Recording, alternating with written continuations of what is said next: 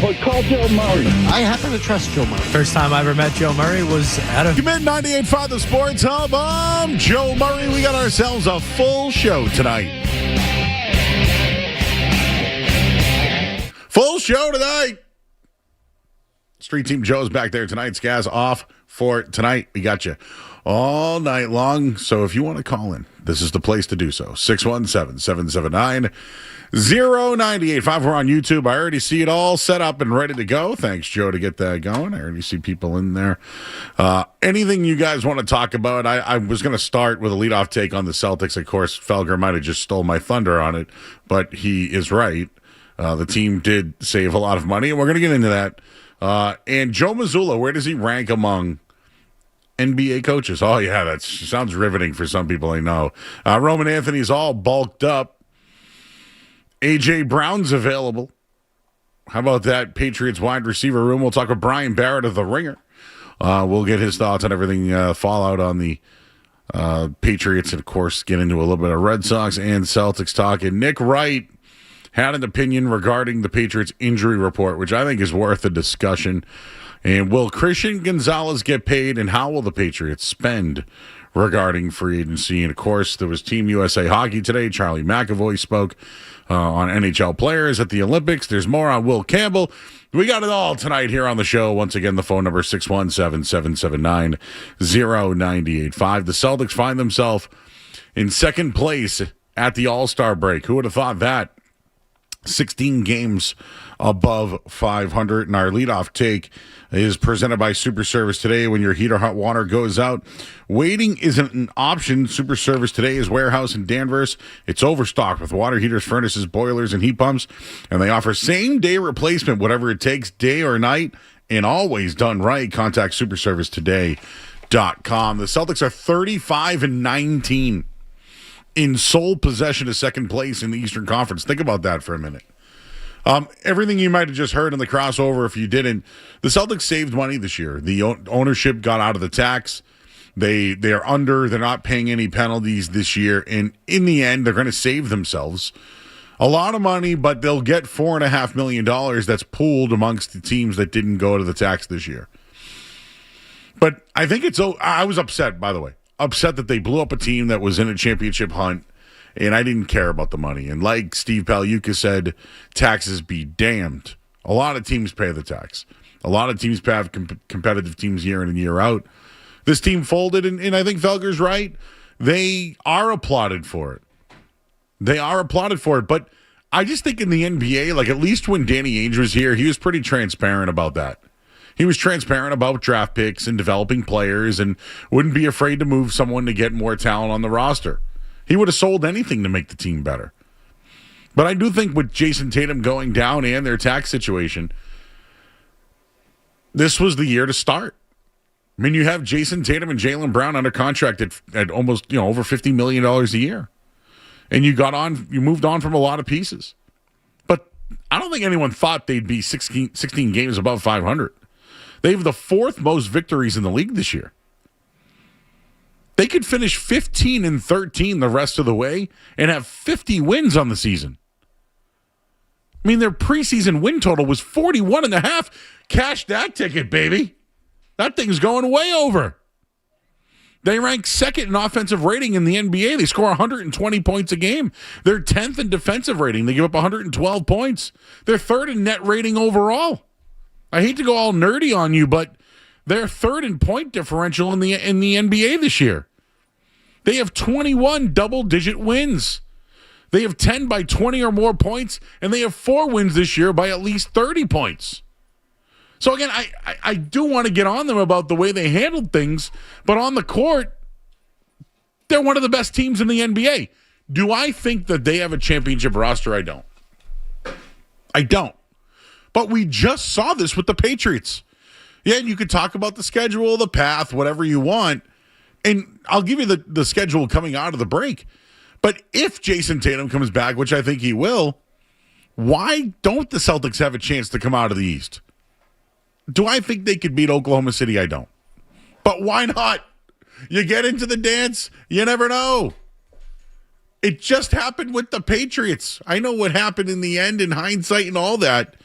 No one expected the Celtics to save money, applaud ownership for it, be second in the Eastern Conference, and have a chance in the playoffs. And that's exactly where they are right now. And I want to get into Joe Mazzulla and where he ranks, and we'll get into the bench and all that other stuff. But the Celtics deserve the credit that they've earned on the court. Can we have a conversation about the Celtics without talking about money and ownership? Ownership told you that, or at least Wick Grossbeck said they won't pay the tax this season or in back-to-back seasons. They got out of it. I do think at some point you should applaud them for trying to think of the future when it comes to Tatum and Brown under contract. I'm not saying it's great. Of course, we kill teams in ownership when they don't spend. The NBA is a different beast. That thing, try to figure out that salary cap, please. Some people don't want to. I think some people have already dismissed the Celtics this year. They're not a championship team. Why watch? Oh, Joe, I can't believe Joe is leading off with the Celtics. They're literally one of the best teams in the NBA. 1, 2, 3, fourth best. Fourth best without Jason Tatum. They deserve credit. They've been a very good team. They're climbing towards the Eastern Conference. It's wide open, baby. It's wide open. Spread it out. It's there for the taking. And now they have a chance to add Jason Tatum to the mix. They could go on a serious, serious run. I didn't think they could do it, everybody. I thought this team had a bunch of just players. They weren't a team. They were a bunch of roster guys that were trying to figure it out. But they moved on from pieces. They got rid of their dead weight. And now when I look at the team and the acquisition of Vucevic, oh yeah, keep trying to say that one all night long. The Celtics, I can't believe where they're at. I think it's okay that the Celtics saved money, openly told you, they are applauded for it, and are second in the conference. Aren't those things good? And in the NBA, when you save money back-to-back seasons, you now have roster flexibility. Isn't what's best for the Celtics to have Jason Tatum and Jaylen Brown on the same team? Isn't that what's best? And I know that they have a bunch of moving pieces, Pritchard, Derek White, et cetera, et cetera. But the Celtics being in this spot, isn't that good? Isn't it good? I don't care about ownership anymore. They saved $4.5 million on top of the other $300 million that they got out of in future contracts. And now they have a chance in the Eastern Conference. Isn't that what you want, is a good basketball season and a chance? They have 28 games to go, or 20-something games to go. Joe Math, 54 games. So just under 30 games to go. With a potential of Jason Tatum coming back. And you're going to play road games against the Lakers, the Warriors. You're going to play Denver. You're going to have games against New York again. You're going to see all those teams, Oklahoma City, etc. That's going to be a test. But I like where the Celtics are at. And I put them in the back burner when they made those moves. I was highly critical of all the moves they made. I hated moving on from a championship team. But I will be real. And all the moves they made was for ownership to save money. But I also think people need to look into that salary cap and that tax and the implications. It's bad. It's ugly. It's hard to understand. But you know what? They got under it. And they did save money. And it is facts. It did happen. But you know what else is a fact? Jaylen Brown's having an MVP season. You know what else is fact? They're second in the Eastern Conference. You know what else is fact? They're the fourth best team in the NBA. That's a fact. What else is a fact? They can go on a serious run in the Eastern Conference. And one other factual thing, they could be getting Jason Tatum back. Your thoughts on that at 617-779-0985. Oh, and now they're starting to figure out their rotation a little bit. I hate to throw facts at you. Sometimes facts, when it comes to the Celtics ownership, they did save money. That's a fact. It happened. Everything that Felger will tell you about the Celtics is a fact. But let's not forget, they're good. They're good. They're good again. They're good without Jason Tatum. And guess what? They can be better with him. But will he come back this year? I think he will. And if that's the case, facts, Celtics got a chance in the East. 617-779-0985. You can follow us on YouTube as well. I see people already mad at the Celtics for saving over $300 million. Yeah. Are you mad at them for being in second place and one of the 4 best teams in the NBA? No, you're not. So shut up. Street Team Joe's scared. I know that. He said something about Jason Tatum. We'll talk about that coming up. On the other side, we'll take a quick break. Again, leadoff take presented by Super Service today. Let's hear from you all. I'm Joe Murray on 98.5 The Sports Hub. You're listening to Joe. You're listening to Joe Murray on 98.5. You're listening to Joe Murray on 98.5 The Sports Hub. Planet Fitness is proud to support the marathon. We're giving away a coveted Boston Marathon race bib to a deserving individual. To enter, visit 985thesportshub.com/contests and tell us why you run. Hey, what's up? It's Zoe, and my home is my happy place. I love living in it. And if you live in your home, you know what you're going to start noticing? Scuffs, faded colors, peeling paint, because your home's lived in. If you get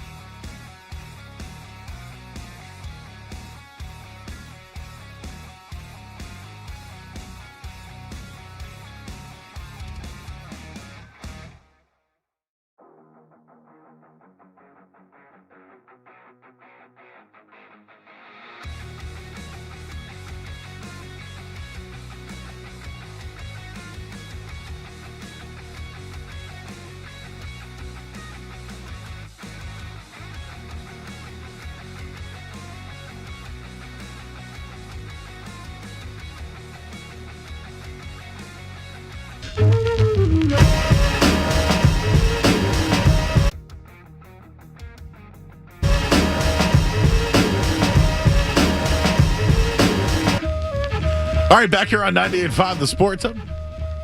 Got Street Team Joe in tonight, running the ship back there. And Ryan Garvin here. He's checking out. Watching over our shoulder. We're on YouTube. I already see people in there. Keely is in there. Hello, Keely. I've never seen you before. Joey Murr.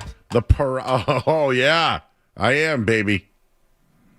I am. Getting here till 10 o'clock tonight. A little Celtics talk. Listen, I get it. Some of you people have probably been like, why is Joe talking about the Celtics? Because they're good.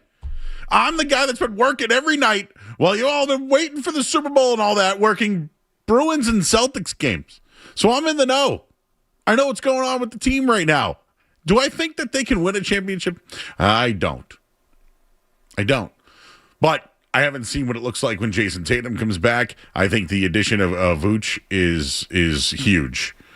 And they saved money. So do they get credit for that? Do they get credit for getting better and saving money? Yes. Yes, they do. Yes. I would just like to be able to talk about the Celtics without having to talk about money anymore.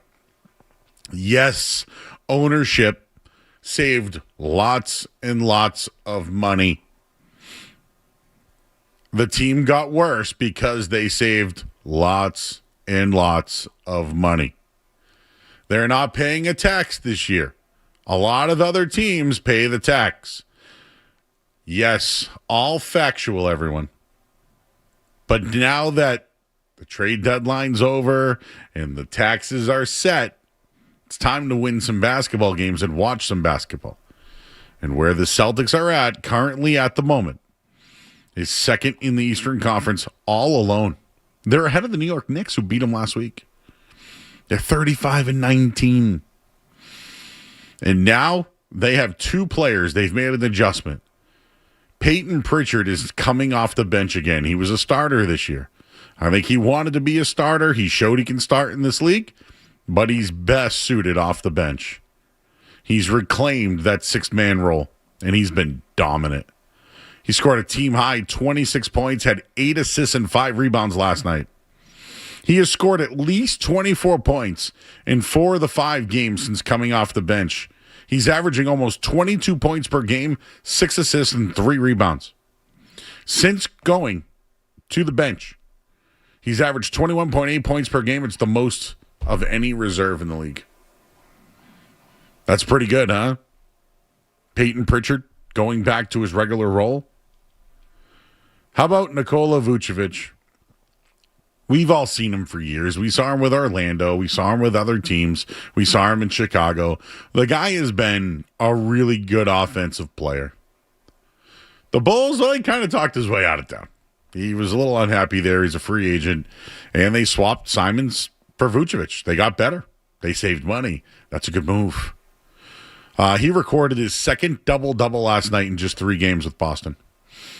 He finished with 19 points, 11 rebounds, 3 assists, and 2 blocks and a steal. That is stuffing the stat sheet. He also shot 7 of 12 from the field and went 4 for 5 from 3. Vooch for 3. Whee! Huh? How about that? They got better.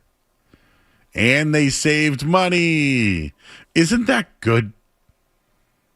Again, I was very critical about the moves ownership had to make or made. They didn't have to make them. They made them. But at some point, when do we credit Joe Mazzulla for this?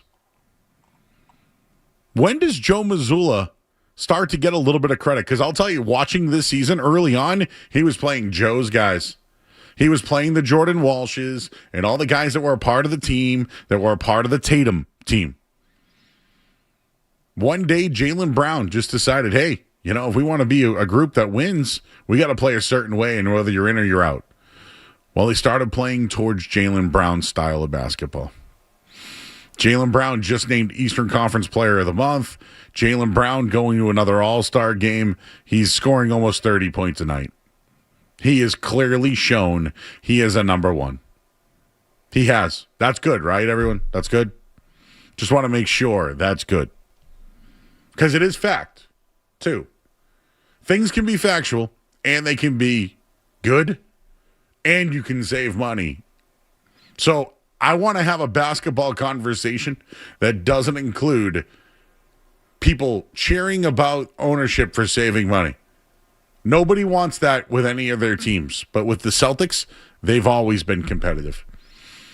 And when they were down, they were rebuilding to get back into the draft, to get back into the championship discussion.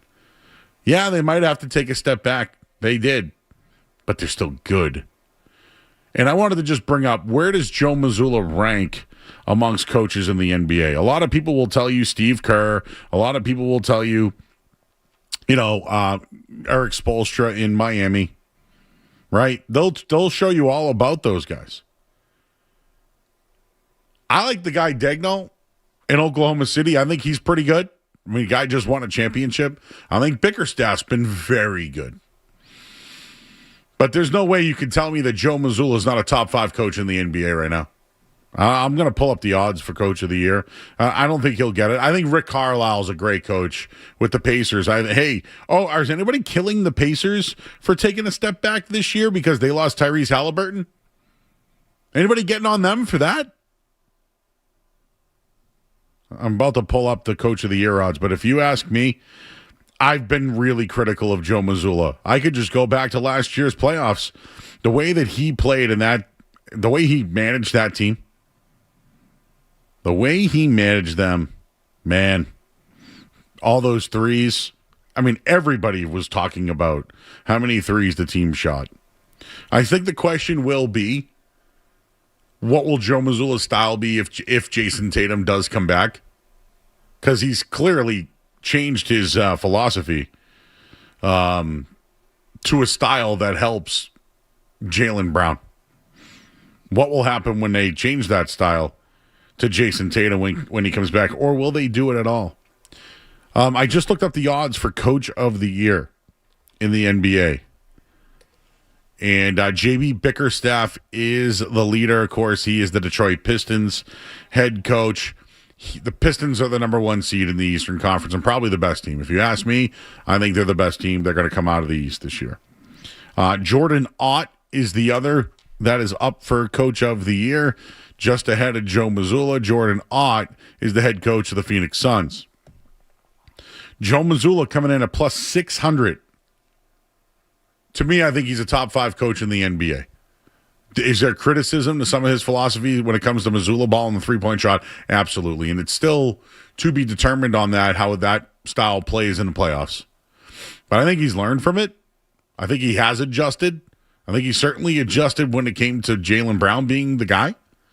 They still shoot a lot of threes. Last night they shot 53% from 3 in the first half. That's good, right? Just Joe math. 53% from 3, that's good. But I think Joe Mazzulla does deserve credit for where the team's at right now. And Jaylen Brown certainly deserves the credit. It's been all Patriots for how long now? Right? The Bruins are on the break. The Celtics are now on their break. I think you all should know. This is why I'm starting with this tonight. Y'all should know. Celtics are coming. Street Team Joe's here tonight. How you doing, Joe? I'm doing well, Joe Murray. How are you doing? Celtics are in second place. Celtics are back. Are they back? This is where we thrive. Are they back? They're back. 2 seed in the East, Joe. Tatum's coming back on the horizon. How you feel about that? I think he's coming back maybe like a week or 2 after the All-Star break. I think it's coming. I think it's happening very fast. Weren't you the guy who said he's scared? No, I said he was a liar. Oh yeah, you called him a liar. But I said he was lying that he was nervous about him fitting in with the team. I don't think that's a worry of his. He's going to fit in with the team. Jaylen Brown and Jason Tatum can play together. Tatum's the best passer on the team. He makes everyone around him better. I don't think that was his concern for coming back. I think his concern for coming back is his health. Will he be the player he was? I think he does. I think he wants to go right back to where he was. He doesn't want any drop off. When it comes to Joe Mazzulla, you think he's been one of the best coaches in the league this year? I think he has been. I think, especially with the roster around him, and all the credit should go to mostly Jaylen Brown, because I outside of Jaylen Brown, like how many players have made a huge step up. I know Hugo's been a nice surprise. Pritchard and White have done their thing. But I think Joe Mazzulla has gotten the absolute max out of this roster. Much how we used to praise Brad Stevens for getting the max out of those Celtics. Like Baylor Shireman's been starting and playing well, right? Ron Harper. Oh, you went to Houston, huh? I did. How was that starting five that night? Oh, I got Garza and Queta in there. Queta, Ron Harper Jr. and Shireman. I was starting live. five. I was live for the Houston game, and we killed them, Joe. The Celtics killed them. Yeah, the Celtics killed them. You were there. You were on the court. There's a big Celtics crowd, and Houston is not exactly. I thought it was going to be more of a big Houston, scary environment. I don't know if that's a basketball town, Joe. I just have to throw that out there. Cool stadiums, though. They had great food. Oh, wait, let's save that. We'll do that later. We'll do it a little later. We're being serious right now, everybody. I think Joe Mazzulla having the team second in the East is huge. And yes, it is true. Ownership saved money. They are praised for it. I also think people might be a little ignorant to the fact that in that league, you have to manage that cap to get certain luxuries. And if they probably won't pay again next year. But it helps them reset for 27-28. I know nobody wants to hear that. That's the part I know nobody wants to hear. But if you have Jason Tatum and Jaylen Brown, and, Jason Tatum's back for a full season, and then 27-28, you got all that flexibility, why wouldn't you want that? I have to admit, you were correct, Joe. You told me months ago that the Celtics would be getting underneath that first apron by the deadline. I think they would still accomplish both. I think they got better and got under the cap. But you were correct. Now just remember, when I told you that, I was mad. I was upset that they traded Porzingis and Holiday and blew up a chance for a championship. Because I want the team to compete every year. But you know what? Watching, they're competing. They're putting it together. Do I think they can beat Oklahoma City or the Spurs? I don't. They need an injury out of those guys. But you put Jason Tatum and Jaylen Brown together on it, and they come out of the East, they got a shot. The Patriots just had a shot, right? Small S. Oh, so is it bad, though? Like the Patriots went to the Super Bowl. Is that bad? No, that's not bad. It's not bad at all? It would not be bad if the Celtics made the finals and then it's not bad at all. Crushed. That would not be bad. Nobody would have expected it. They saved money, and they had a good year. What's wrong with that? So again, they wanted to save money. Yes, they did, and they're good. All right, I'll stop. If you want to talk Celtics, you can at 617-779-0985. There's some Patriot stuff that came out today. I know a lot of people want to get in on all that, and I know Dante Scarnecchia spoke about Will Campbell. I got a thought on Will Campbell as well, and Roman Anthony's all bulked up. The incredible bulk. We'll have that as we're here until 10 o'clock tonight. I'm Joe Murray. You're listening to 98.5 The Sports Hub. Essential Sports Hub headline presented by Celsius Energy Drinks. All right, Patriots making some moves today. Terrell Williams has been reassigned to a high-ranking role. Zach Kerr could be the top candidate for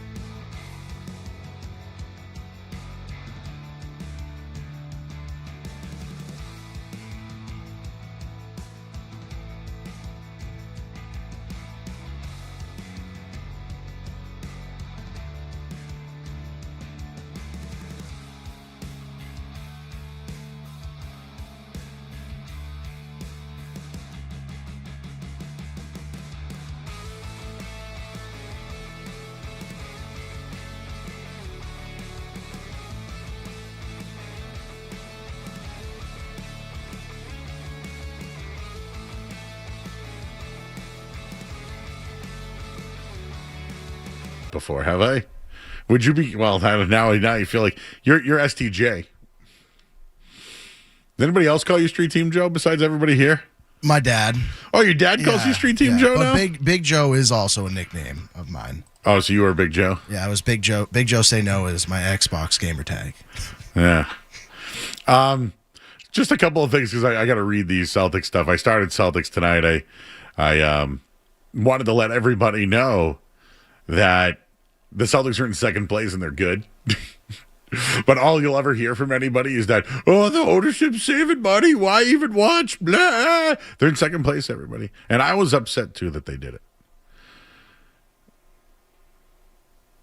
Someone said I should do an all-day show from the hot tub at 98.5 The Sports. No. Stop talking Celtics. Okay. It's about trade-offs. Oh, they stink, Joe. Somebody else says, Brad Stevens, A-plus job. They need a big, let's see, the Seas Thunder matchup comes down to depth. Who's got the deeper roster? Definitely Oklahoma City. What about the Lakers? They're good. And then someone just dropped in a Big Joe in there. Gabe's checking in on Twitter. Hey, thought a few nights ago Tatum wasn't coming back. If he had to say now, he still feel that way, Jake, not Skaz. Oh, there's Jake. I shot at Jake. He's not even here. He's not even here. I just wanted to transition to the Patriots real quick. Have you noticed people have come to support Will Campbell? This offensive lineman community? Whether it's Whitmore, right? Was it Whit and Fitz, I think is the name of the podcast. Armstead's come to his aid. Even Dante Scarnecchia, former Patriots offensive line guru, reacted to the game from Will Campbell and potentially tipping plays.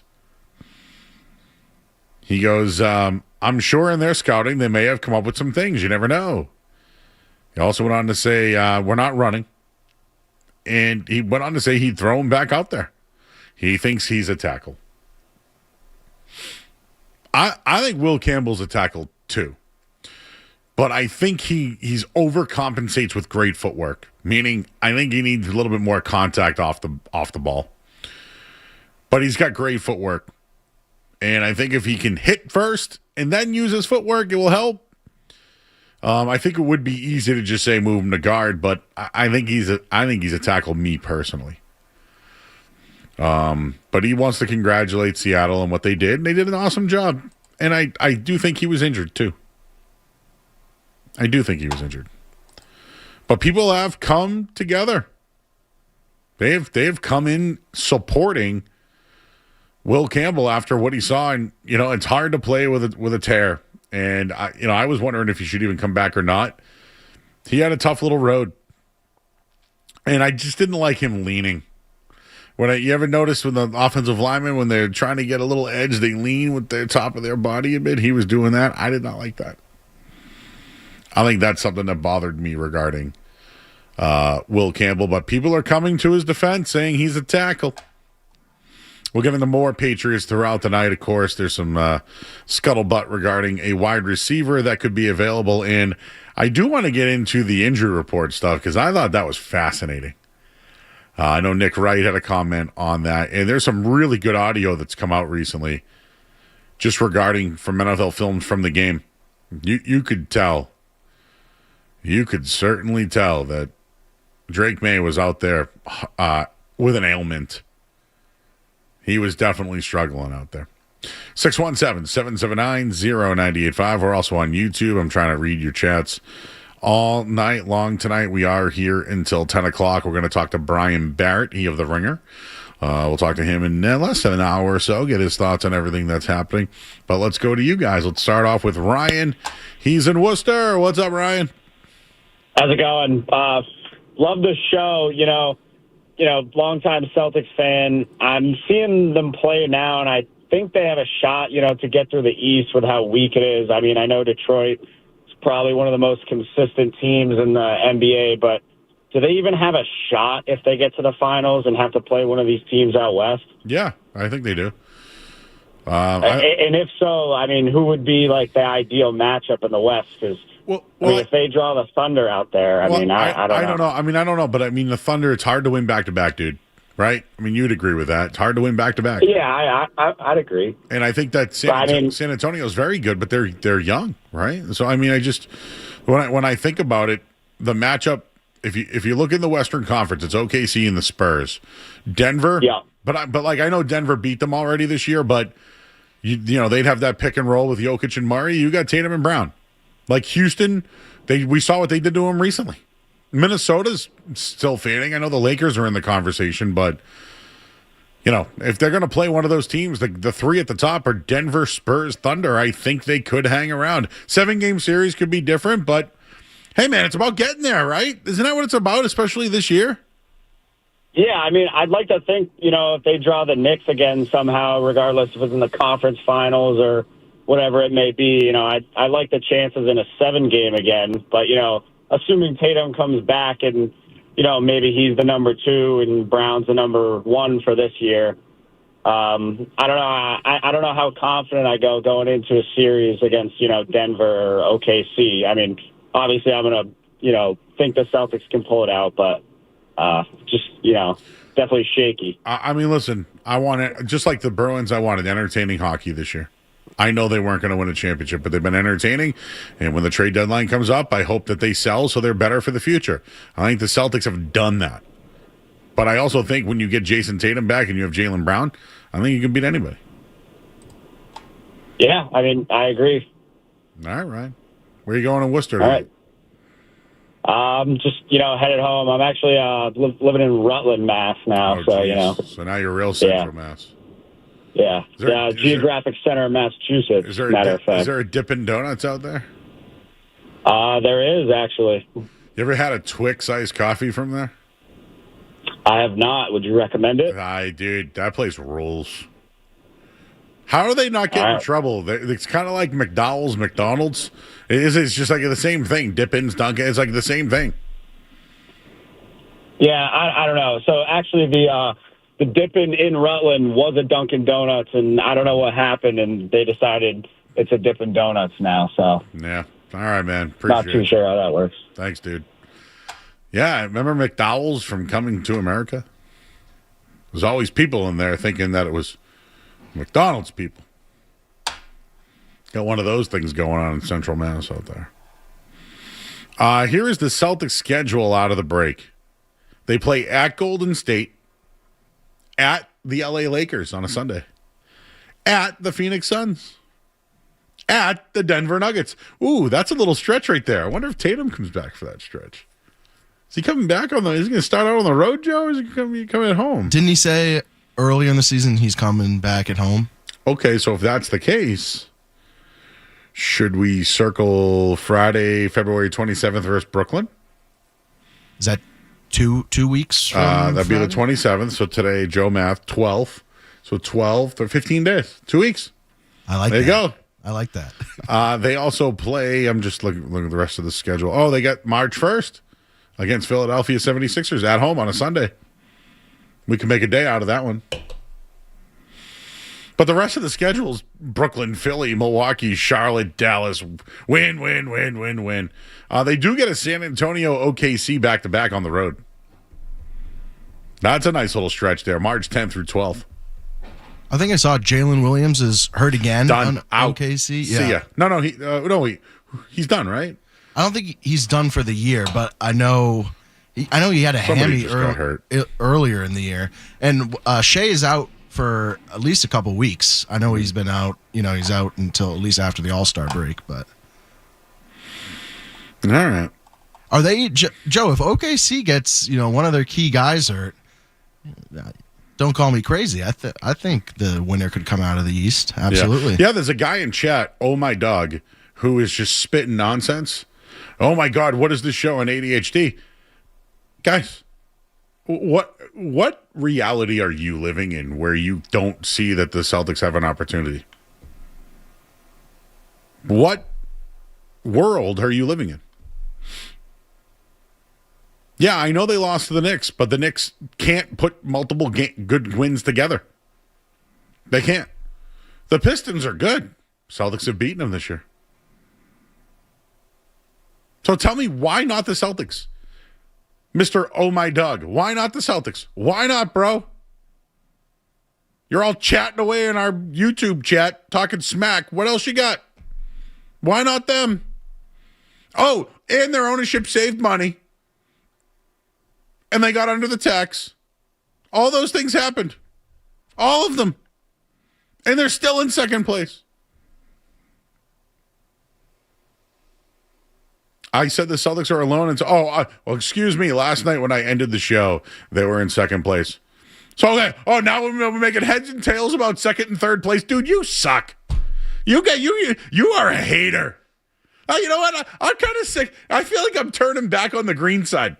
I was very upset about the Celtics breaking up their team this year, and I thought they threw the season away. Now I got guys bitching about a half game in the standings. Out. Out on you. Shane in the truck. Hey. Yo, man. A big-time fan. Oh, shit. I got an ambulance coming tell me up. You can't swear, bro. Dump that, Joe. Dump a do. A dump a do. You ever used the dump button before? First time. That was your first dump ever? First time, long time. That was the first. Ryan literally taught me that, or I knew that, but he showed me that in less than 2 minutes ago, so that was good timing. Oh, my dog's mad because I called him out. Hey, your first I feel like it's Goodfellas. Hey, congratulations! You didn't rat anybody out. Congrats! Oh, you haven't seen Goodfellas yet, so I don't even know if I'm saying this to It's at the top of the list. Don't worry. So the opening of the movie is he gets arrested, and everyone cheers for him because he didn't rat on anybody. And they're all like, hey, congratulations. It was like he got made, you know? Hey, it was your first dump. Congratulations, Joe. Speaking of dumps, Roman Anthony, baby, he's got a dumper. We'll talk about him coming up next on the Sports Hub. Don't go anywhere. There's more Joe Murray. On the way on 98.5 The Sports Hub.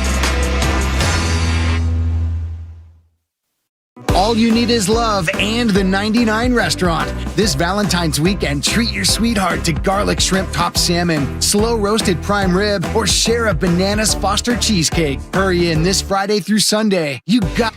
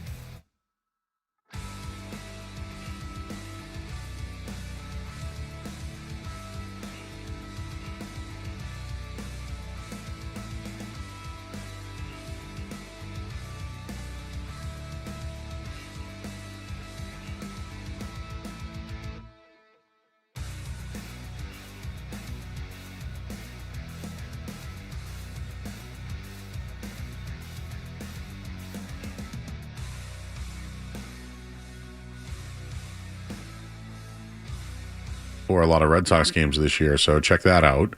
But had a chance to talk to Lou Merlone today, and he told me that Roman Anthony's gained about 15 pounds of muscle.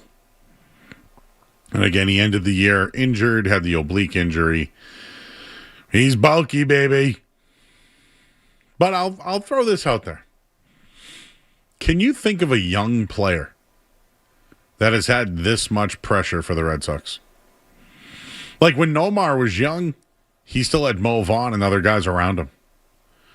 When Bogarts was young, there were other guys still here. Like even Mookie Betts came up when there was other star players around. Like Roman Anthony had Alex Bregman last year, but he's gone. There's more pressure on Roman Anthony to be an MVP candidate than anybody else. And, well, I had to look up the odds. Roman Anthony, American League most valuable player on FanDuel plus 2,000. Posted a 396 OBP overall. Had a little bit of power and then had the injury. His last 95 plate appearances had a 961 OPS. His hit rate was high. His barrel percentage was high. This according to the Ringer. But those numbers that I mentioned are Ohtani type numbers. I don't want to get you that excited. All right, I know he's very bulky, and he's sexy. There's a lot of pressure on him to do well. Also, we're going to do in or out later, but you know what I'm out on? Roman Anthony replacing Corbin Carroll for Team USA. Out! I know everybody wants to, hey, USA, USA. I don't want Garrett Crochet or Roman Anthony there. Guy just got hurt. Now you want him playing there? Out. Don't want any of that. But the odds are out. Pitchers and catchers, all actually, believe it or not, every single player, whether it's a pitcher, hitter, whatever, has all showed up to Fort Myers already. Everyone's there and accounted for. No one's late. Everyone's there. They're ready to go. I know there's still some question marks regarding the team, who's playing left field, what's going to happen at third base and second base, who's going to be their right-handed hitters. There's a lot there. But overall, I think there's some real high expectations for the Boston Red Sox this year. And the win total, everyone, 87.5. Last year, they won 89 games. I think their pitching's really good. I know their defense has to be better, right? Can they hit? They were 15th last year in home runs. I don't know. I think there's going to be a lot of pressure on guys like Roman Anthony, Contreras, those type of guys to put up some big home run numbers this year. All right, we'll take a quick, no commercials here, just the headlines. And then we'll get you caught up on everything. And hour 2 of the show will continue after this. I wanted to get into some Patriot stuff. I'm Joe Murray. You're listening to 98.5 The Sports Hub. From the Town Fair Tire Studios, this is Boston's home for sports. Touchdown! The flagship station of the Patriots, Bruins, the Celtics. WBCFM Boston 98.5 The Sports Hub. Beasley Media Group station celebrating 65 years of broadcasting. Sports Hub headlines presented by Celsius Energy Drinks.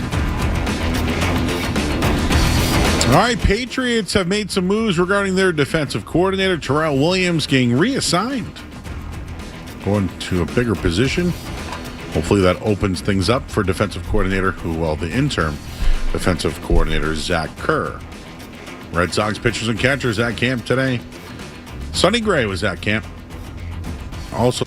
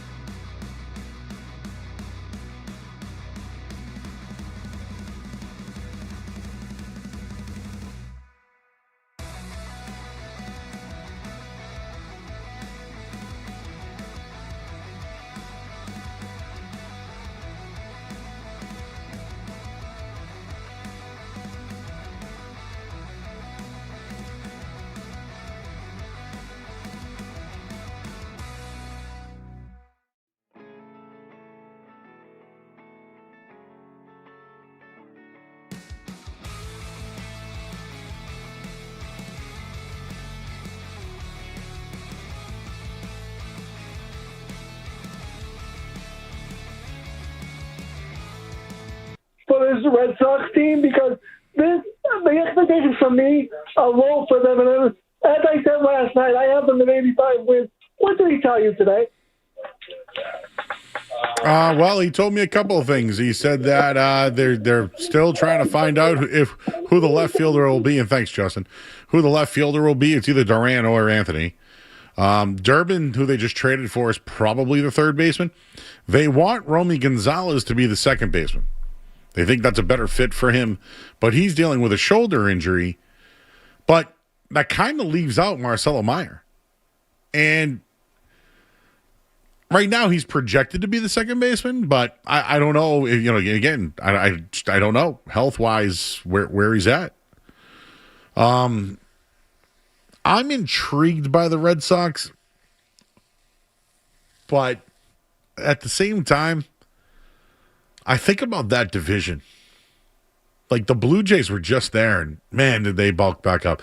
The Orioles were in the mix on a lot of teams. They just signed another guy yesterday. And the Yankees are always in the mix. They just beat them in the playoffs. So their division's going to be tough. But I think if they just played better, I know it's so cliche, but if they played better defense and not lead the league in errors with the pitching staff that they have, which is an upgrade by far. Brian Bale is your fourth starter. You traded for Oviedo. He's going to be your fifth starter.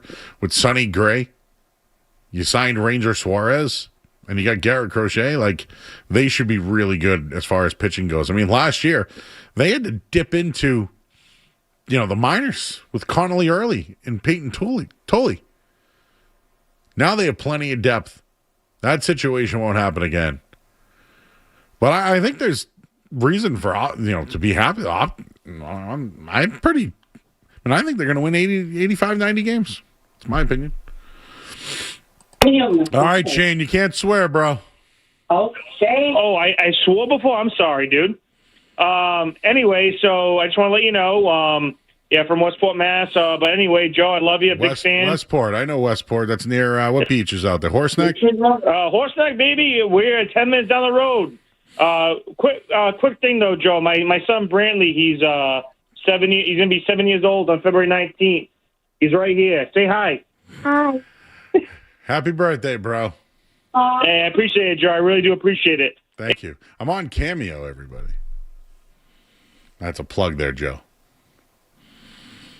His call was to say, he's Jason Tatum back. What are you expecting when that returns? Yeah. So if you go to Cameo, you find me, Joe Murray. Joey Murray, I believe, is what I'm under. I will gladly do those for a fee. Maybe can I get you for my fantasy draft next year? Yeah, just text me. I'll send it to you for nothing. But I can't just be letting people call in doing that. Even though, what was his kid's name? Brantley. There was a bar I used to go to in Rossi called Brantley's. I think it's still going. They just redid it all over. That's a cool name. Joe, you'd love this one. It's a nice dive in Rossi. But they put more money into it, though. So now it's, upscale. Well, maybe I shouldn't be going there. It's probably not. It's not the Lotus, Joe. We should go there some night. What's the Lotus? Where is it? It's in Milford. You never been to the Lotus? No, I've heard you talk about it. Google it with Sharpie, but Google it. You've been there. I know you have. You absolutely have. Anyways, AJ Brown's available, everybody. Today, Jeremy Fowler announced league executives believe Eagles are open to entertaining trade offers for wide receiver AJ Brown. I'm interested because of the relationship with Mike Vrabel. I'm interested because he always wanted to be a Patriot. And I'm interested because I know he was a number one receiver. But man, has he dogged it. Man, has he dogged it. You think him and Steph Diggs could potentially create any problems together? It'd be one or the other, dude. Steph would be out the door, I think. I'm intrigued, though.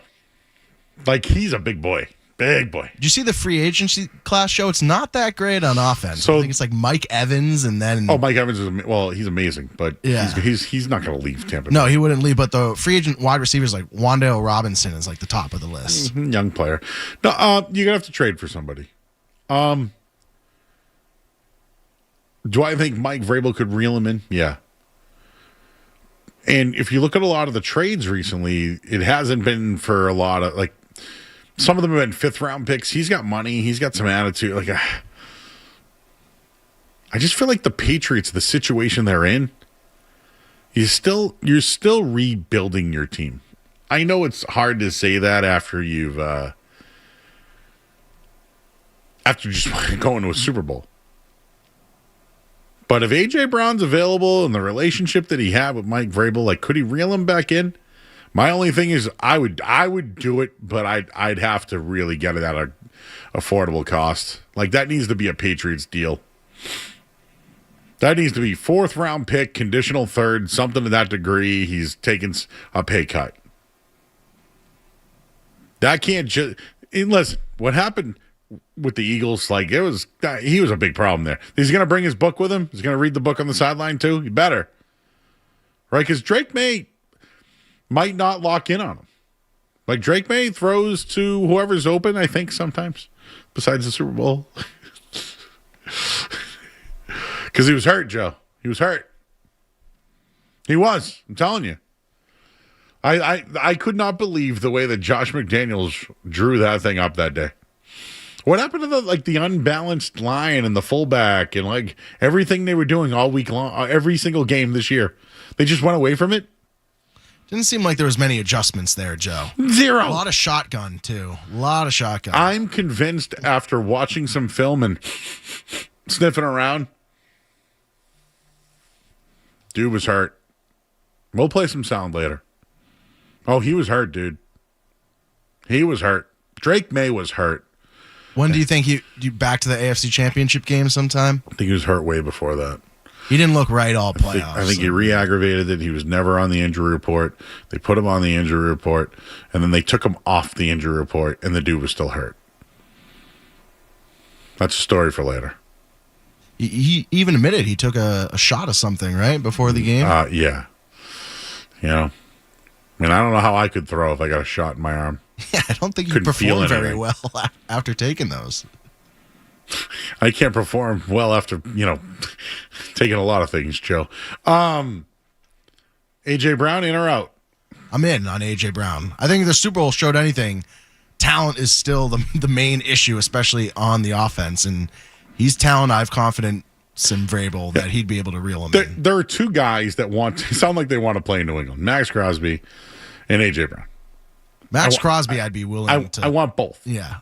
But it's not an either or. There's a lot there. You got personalities, you got money, you got draft picks. I know you just went to the Super Bowl, but you're still a rebuilding program.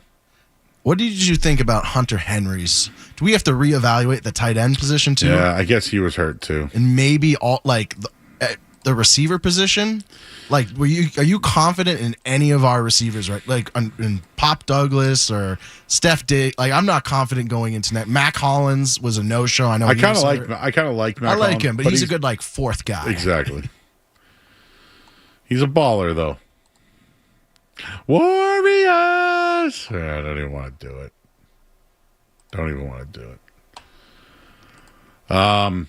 But yeah, the reports are A.J. Brown's available. It's just at what cost? And are other teams willing to give up more than the Patriots? I think so. Where would he go? Know where I think he should go? I think he'd be really good. Chiefs.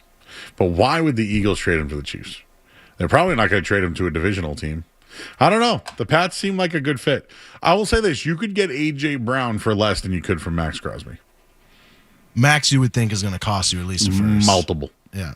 And money. A.J. Brown, the Eagles are not in a good position. A.J. Brown, you'd give him, like I said, I think it would be a 4th-round pick, conditional 3rd, right? If they do well, he gets a 3rd. And then they might have to take a little bit of a pay cut. Yeah, what's his contract? He's getting paid. He's getting massive money. No, any concern? Like, he literally just won a Super Bowl and was an issue the next year. Yeah, but when Jalen Hurts is throwing you the ball, what are you supposed to do?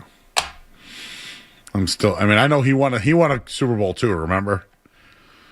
He also lost his Super Bowl. Actually, he's one of the only guys to lose and come back. I don't want to say this, but a lot of non-Patriot fans are putting Drake May not necessarily in that high of a class above Jalen Hurts right now. And that's a tough pill we have to swallow after that Super Bowl. Wow, what a take right there. I don't agree with that. I'm just That's a saying take. my non-Patriots fans have really shown that to me this boy. year. All right, well, let's hear what Brian Barrett has to say. He's from The Ringer. We'll get his thoughts on everything. Super Bowl, Patriots, Red Sox, Celtics, all that and more. Coming up next, I'm Joe Murray here on 98.5 The Sports Hub. You're listening to Joe. You're listening to Joe Murray on 98.5. You're listening to Joe Murray on 98.5 The Sports Hub. Have you tried the Good Stuff yet? I'm talking about Good Stuff Smokehouse, New England's #1 authentic barbecue. This destination barbecue is going to keep you coming back again and again, from fall off the bone ribs, perfectly smoked burn ends, and all the fixings. You got to try the good stuff. Head to goodstuffsmokehouse.com to see the full menu.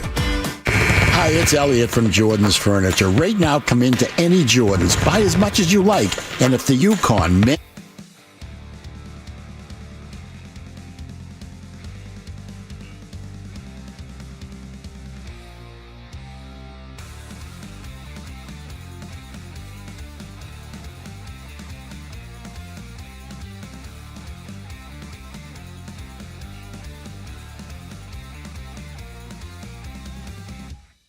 Valentine's Day is almost here, and the best way to say I love you is with a box of decadent chocolates from Phillips Chocolates. Yeah, Phillips Chocolates. Phillips Chocolates, celebrating 100 years of creating delicious treats, including their world-renowned turtles, handcrafted with rich caramel, slow-roasted pecans, cashews, and almonds, smothered in creamy milk or dark chocolate. Sounds heavenly. So show the love with Phillips Chocolates. 818 Morrissey Boulevard, Dorchester, or online at phillipschocolate.com. Use promo code SportsHub to save 10% off your order. Promo code for online orders only. All right, folks, are you looking to do something different for your next event? Maybe your child's birthday party, or even just a fun night out with your friends? Splitsville at Patriot Place is something for everyone. They got 12 luxury lanes of bowling, 4 best-in-class golf simulators, I love those, 3 interactive dart areas, and weekly live entertainment from some of New England's best local bands. Splitsville delivered...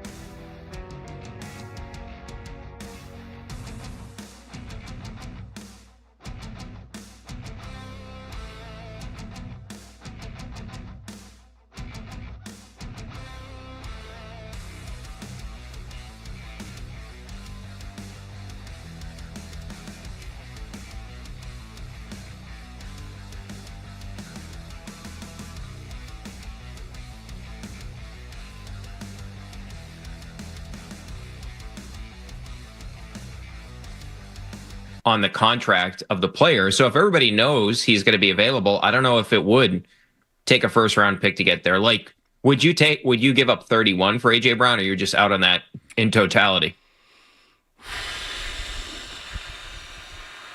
I look at the trades for those type of picks. I just don't like I'm trying to think of who, like some guys that have just been traded who are those. What did DK Metcalf get? Was that a second, I believe? And that actually worked out better for the Seahawks than it did for the Pittsburgh Steelers because they just elevated JSN. I said conditional fourth and turned it into a third round pick, something to that degree. Could it be a condition? Yeah, I mean, I just think the money is a big part of this. I agree with you on that. The one thing I will say with AJ Brown is, I'm sure you've pointed out, I do trust VRABEL when it comes to like picking his personnel. So if he can get the best out of AJ Brown, like it would make sense to me to at least explore that avenue. The one guy that I've been looking at, though, just in terms of free agency, because I don't know if you felt the same way, Joe, because look, I think we all got caught up in the run they made, and it was pretty incredible what the Patriots were able to do just getting to a Super Bowl. They were way ahead of schedule, right? If you look at what their win total was prior to the season. But one thing that I think was glaring throughout the postseason was just the fact that they don't have elite weapons. They really don't. And the offensive line, which took the most of the blame, I would say, outside of like the play calling, so to speak, the offensive line took a ton of blame, and deservingly so. But also, they don't have an elite playmaker. I think about it from this perspective. When you think about at least what I was talking about all week, I'm sure you were too, Joe. Hey, how are you going to take on JSN? Do you have Gonzalez just shadow him? Do you do the old school Belichick thing where you double the number two, have Gonzalez cover the number two, you double the number one? That was the conversation we were having.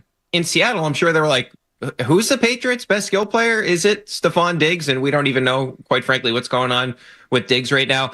There is a name that has been floated out there a little bit that I think is at least worth a bite at the apple, and it's going to cost you somewhere between 14 and 16.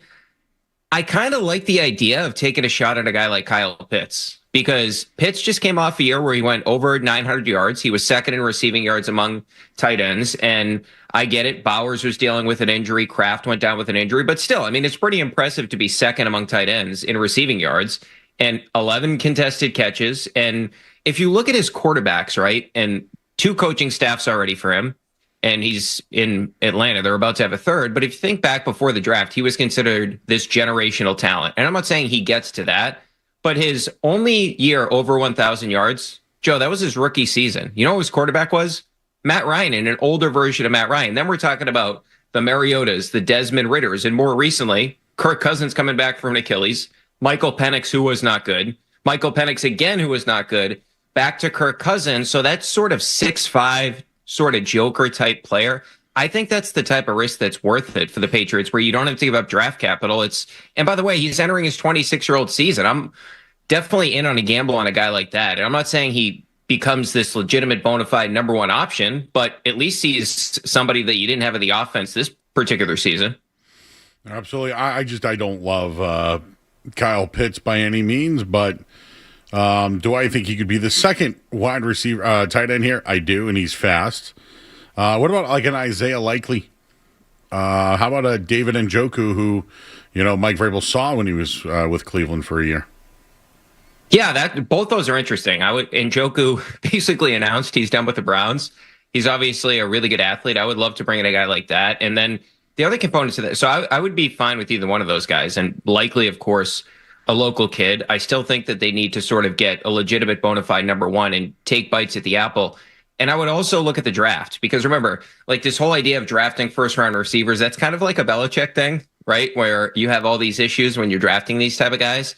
But right now, Todd McShay at the Ringer has 5 projected first-round receivers. If you really like one of those guys, it may be worth trying to get one of them, maybe trying to package something to go up and get one. Or if there's somebody that falls to you in that 31 range, taking somebody there. I just think you got to take as many bites at the apple as you can with that particular position, because clearly you need somebody that, like, think about the recent Super Bowl winners, even going back to even the most recent Chiefs one. Kelsey was still a guy that you could depend on, right? He was still really good when it came to the playoffs. And then you think about last year's team. We talked about A.J. Brown, but they had A.J. Brown and Devontae Smith. And with Seattle, obviously he didn't have a big Super Bowl, but JSN is a legitimate bona fide number one. You think back to Cooper Kupp when he was on the Rams, of course, on this last team. He won the Triple Crown. I just think in the modern day NFL, you need a legitimate number one option. I just look at Drake May. He didn't really have a lot of help, and I'm not sort of defending his game on Sunday because I thought it was bad. But if you look at the offense during the regular season, he made his hay when he had more than 2.5 seconds because he was just creating plays down the field where he had a passer rating north of 114 in the postseason.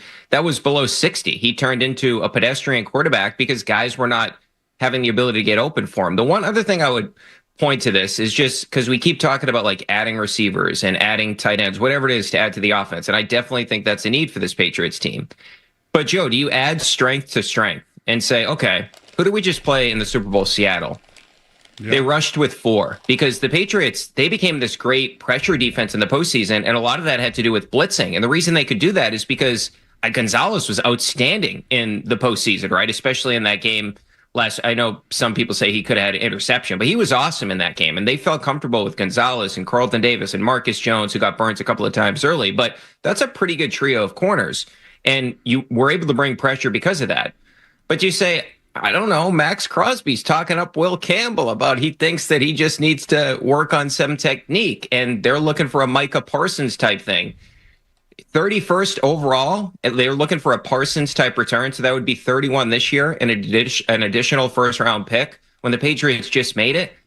If you pair Milton Williams, Barmore, and Max Crosby, it's a guy that was double-digit sacks 3 of the past 4 years. 3 of the past 4 years, he's top 3 in tackles for loss. And he's playing, in all those years, he's playing 94% of the snaps for a bad Raiders team. If it's me and if you can't get a legitimate bona fide number one option, I think you at least got to call the Raiders up and be like, all right, well, if we can't add this game-changing offensive player, let's just become one of the better. And they were a really good defense this year. But you put Max Crosby with that group, with what you have in the secondary, you become what? One of the best 3 units in the NFL? There's a lot there. Have you seen any of these videos of Drake May, like, falling on the ground, Mike Vrabel helping him up, and he's like, can you finish? Can you finish? Like, dude, he was hurt. And like, I know Nick Wright thinks that they should be fined. I don't think they should be fined. But, dude, the fact that he was taken off the injury report, the dude was hurt, man. And I feel like, I mentioned this a couple of times, but remember when Pacquiao fought Floyd Mayweather and Pacquiao hurt his shoulder, but, like, just went through it? That wasn't a real fight, man. And I just feel like in this game we didn't get the real Drake May because he was hurt.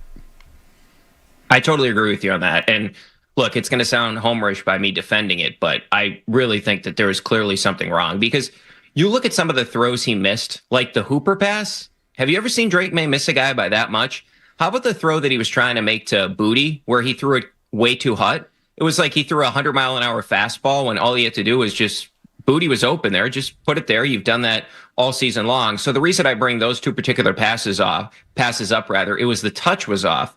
So I do wonder, you're getting a shot before the game, how much that impacts you during the game. And clearly Drake's not going to make an excuse for that. But I do think there are a couple of things here where he had to play a hero ball for the majority of the season, right? Because we looked at his numbers and, hey, he led the NFL in passer rating. He led the NFL in yards per attempt. He led the NFL in completion percentage, despite the fact that he was 34th in expected completion percentage. Like, the numbers just don't add up. And the thing that it felt easy at the time, but I think we underrated how difficult the throws that Drake May was making during the regular season. And then when you play elite competition, okay, they can take some of those throws away. So I do have like some sense of not defending Drake, but just understanding how it happened. And not to mention the fact that and some of the sacks were on him, but he was not protected throughout the postseason. And I got to imagine even going back to the Chargers game, when the left side was just an absolute sieve going back there, it starts to get in your head. And it was clearly in Drake's head in this game in the Super Bowl. I mean, you could see it. I mean, he was completely shook. I personally, and I know this is just a semantics thing, I didn't love his body language. Like, whenever they showed him before the game, like he looked like he was nervous before the game even started. I can sort of understand it based on the fact that he had no protection throughout this postseason. He was coming off the injury situation. And I will say, just to your original point about the injury, what did the Patriots think they were going to achieve by not putting him on the injury report? Everybody knew he was dealing with a shoulder situation. He had been on the injury report the previous days. Everybody still knew that Drake was going to play. What did they even gain out of not putting him out there on Friday? Was it some psychological thing for Drake? I don't even comprehend the reason they did that. Me either. I'm still trying to figure it out to this day. Brian Barrett joins us from the Ringer. Dude, the Celtics are, well, some people want to criticize me. Is it second place? Are they a half game back? Whatever. They're a top 3 team in the East. I know that they saved a lot of money this year, but I'm also surprised that they're here. And I think that if Jason Tatum does come back, they certainly have a shot. Your thoughts? I agree with you, and I think what Brad Stevens did at the deadline was very smart, because what has made the Celtics so good all season long is they've been able to have 2 of Jalen, Derek White, Peyton Pritchard, or Anthony Simons on the court together. And if Jason Tatum comes back, which I think is going to happen, well, you're not going to need as much Anthony Simons. As much as I liked Anthony Simons, I thought he was great for this team. It was phenomenal. Like, he did a lot for this team. You could tell by how those guys went over to him last night, giving him handshakes. Even Missoula went to him after the game. But the point being, if you had those 4 guys without Tatum, you're not winning a championship. So if you're Brad Stevens, duck the tax, and when Tatum returns, you have a guy in Vucevic that you didn't have. And Vucevic with Tatum is more valuable than having Simons, because he can space the floor, as we saw in that game against Chicago. He can actually score in the post a little bit as well. A little bit of a playmaker. We saw that pass he made to Jordan Walsh in the game last night, where Jordan Walsh got that open dunk at the rim. But I think he brings a lot to the table that the Celtics didn't previously had. And if you look at the Eastern Conference, the thing that I say, Joe, is I think the most impactful move was clearly Harden. And I know Harden has had very bad postseason games. I mean, they've been well documented. But I also do remember when game 1 without Embiid, he beat the Celtics, and he basically put the team on his back. I think that's a really good move, just considering the fact that Garland was this small, diminutive point guard that also never played. The guy's always dealing with injuries. So for Donovan Mitchell, I think that's a great move for him. I look at the Detroit Pistons. Who's their secondary scorer? Jalen Duren is a roller. He's a really good player. He's an all-star. I wouldn't want to fight him, although the Hornets appear that they want to fight him. But that team is not some juggernaut that I'd be scared of.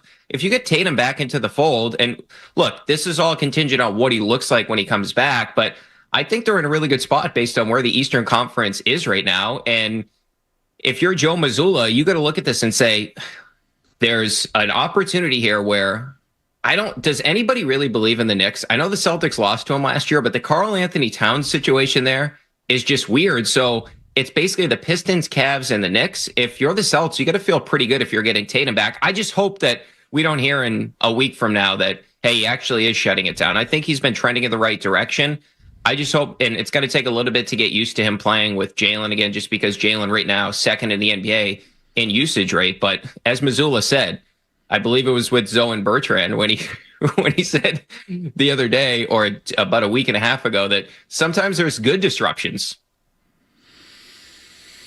Yeah, listen, dude, I'm not calling anybody out, but it's so hard to discuss the Celtics on this radio station, because I think a lot of us threw the season away when ownership did. I was one of them. When they traded people and saved all the money, I said, all right, well, they've now told us that they don't want to compete for a championship, right? So when that happened, people kind of tuned out, right? You had this Celtics run here, and now you had this Patriots run, and now the Patriots are over. The Bruins are in the break. And it's like, oh, the Celtics are in second or third place. Like, oh, wow. Oh, is Jason Tatum going to come back? Oh, they saved all that money just so ownership could save more money? Like, yes, they saved money, Brian. They saved money. They are being applauded for it. They are. Well, Joe, this is what I'd say to that. Okay, so first and foremost, the owners crush the players in the CBA.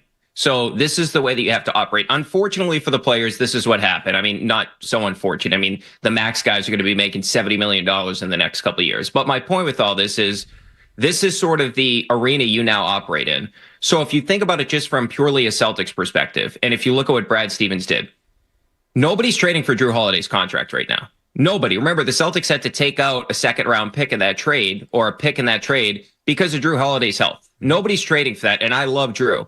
Kristaps Porzingis. Is anybody trading for Kristaps Porzingis? The Warriors did it to dump Jonathan Kuminga. We'll see if Porzingis ever plays. And I know he's dealing with a really serious health issue.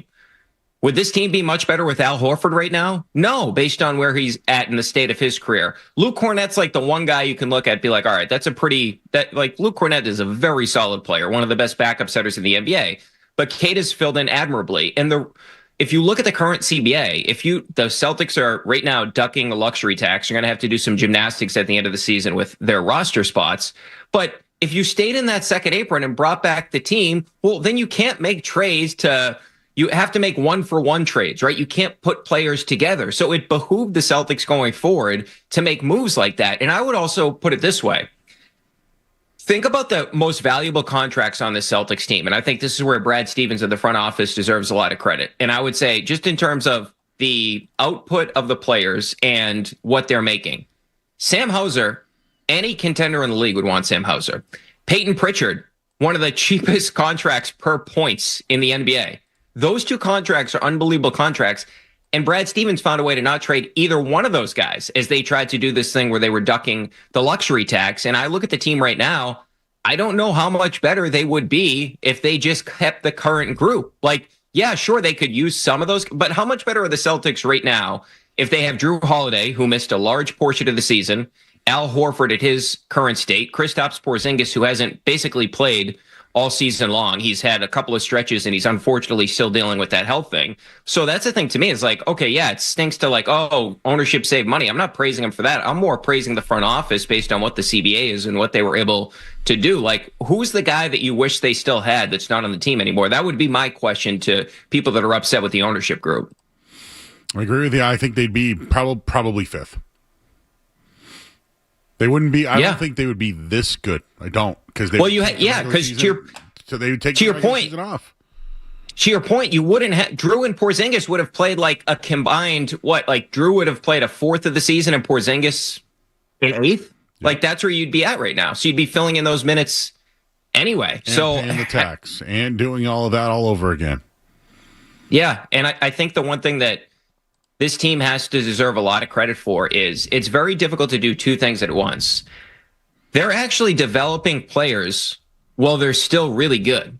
As you said, I mean, whether or not the semantics with where they at in the seeding, but they've been one of the top three teams in the East basically ever since they had that 4-6 start. They've been a top. Since then, they have the number one offense in the NBA since that 4-6 start. They're number 3 in net rating. So you have your main guys, Jaylen Brown, Derek White, Peyton Pritchard, and then you look at these guys, and obviously Hauser fits into that category as well. But Cade is way better than anybody expected.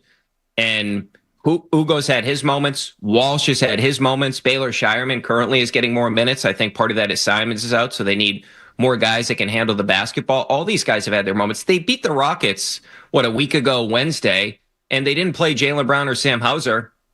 Ron Harper Jr. is out there covering Kevin Durant. They've just become this organization that has been able to, and I think the secret to their sauce is they just find a guy and they say, hey, do 2 to 3 things. You look at Cornette. Cornette came out of Vanderbilt. He was supposed to be a stretch big. He was like one of the only guys on last year's team that didn't shoot threes. Hey, roll to the basket and protect the basket.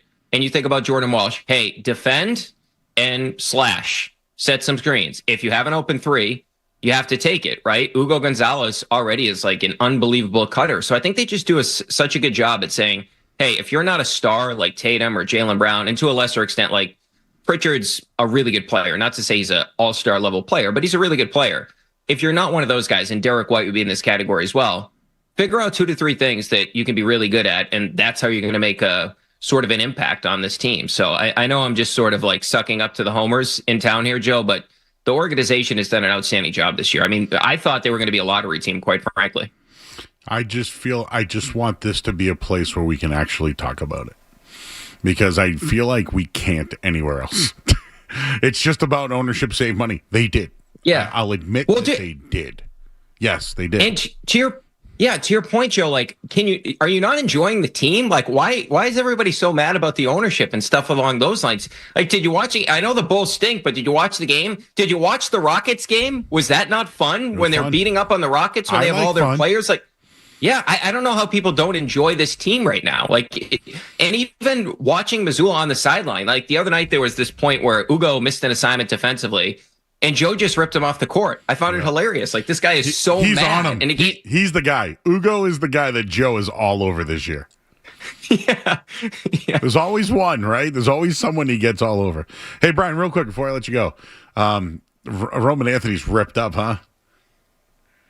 Yeah, well, I know there's some AI pictures out there, but I've heard that he's put on some muscle. I know Lou Merlone said he put on some muscle, so I'm gonna trust my guy Lou on that. I but talked to Lou Joe, today, I will say, and he said the same thing. I'm like, does it look like he looks like Jose Canseco in those pictures? yeah, the AI ones. Yeah, Well, I don't know if it's AI. I'm believing that he's that big right now. Well, I will say this: if you look at Roman Anthony right now, for anybody that is a gambling man out there or a gambling woman out there, he's plus 2,000 to win the American League MVP. Joe, I gave out on my show after the Carolina Panthers game, and it stinks because of the Herbert vote, but Drake May at that particular point in time was plus 7,000 to win the MVP. Held on to that ticket. Really stinks that I didn't win it, but I kind of like the Roman Anthony one. Just sprinkle a little bit on it. I'm not saying putting real money on it, but plus 2,000. You think about if this team is successful, Roman Anthony, he's the best player on the team. And last season, his first experience as a Major League Baseball player at the age of 21, he finished with a 396 on base percentage. And he wasn't even hitting for power until he figured that out. The last 95 plate appearances, his hard hit rate, so balls off the bat 95 plus, was over 68%. His barrel percentage was over 25%. So over a quarter of the batted balls were barreled up. That is an insane number. That's like tiny level number. That was second during that stretch. So if you look at it from that perspective, he already found his power. His issue early was just he was hitting the ball on the ground too many times, but he was still getting on base nearly 40% of the time. I think Roman Anthony is going to have an absolutely massive year. I mean, knock on wood that he's able to sort of keep his health in check, because obviously he dealt with the injury a season ago. But the guy's an absolute stud. So I love that plus 2,000 for Roman Anthony. Of course, FanDuel Sportsbook is where you can do that. He's Brian Barrett. Check out his podcast, Off the Pike. You can do it all with Brian Barrett, whether it's football, basketball, baseball. I'm surprised we didn't talk about the Olympics, but we'll save that for another day. Yeah, Joe, how about Pasta? Get a couple of shots on net. I had McDavid in that game for a point. I had McKinnon in that game for a point. I needed 3 shots from Pasta. He had 1 shot. Yeah, 1 shot. It was 3.5 today was the number. They won by 4. That's all I cared about. Okay. So that was good for Team USA. Yeah, USA looked good, man. I mean, Jack Hughes, a couple of nice plays in that game. And then, dude, you looking at these Olympic teams, like Brock Nelson had he had 1 filthy goal, but you look at that Colorado team. I don't know how, I guess it's different in the NHL, but I don't know how anybody's going to beat them in a 7-game series. You're absolutely right. I don't either. All right, Brian. Appreciate the time tonight, and we're going to be at Sylvan Street soon, so I'll let you know when we're there. I threw out a few dates, end of February, early March. I may go there tonight, Joe. We'll see. Say hi to Jerry at the bar. That's my guy. Will do. All right, Brian. Appreciate you, man. He's Brian Barrett, everybody. He's from The Ringer. He does his podcast, and it's good stuff over there. He gets a lot of good guests, and he's a great guest here on 98.5 The Sports Hub. Let's hit the headline, Joe. I'm Joe as well. More Joe Murray coming up on the Sports Hub.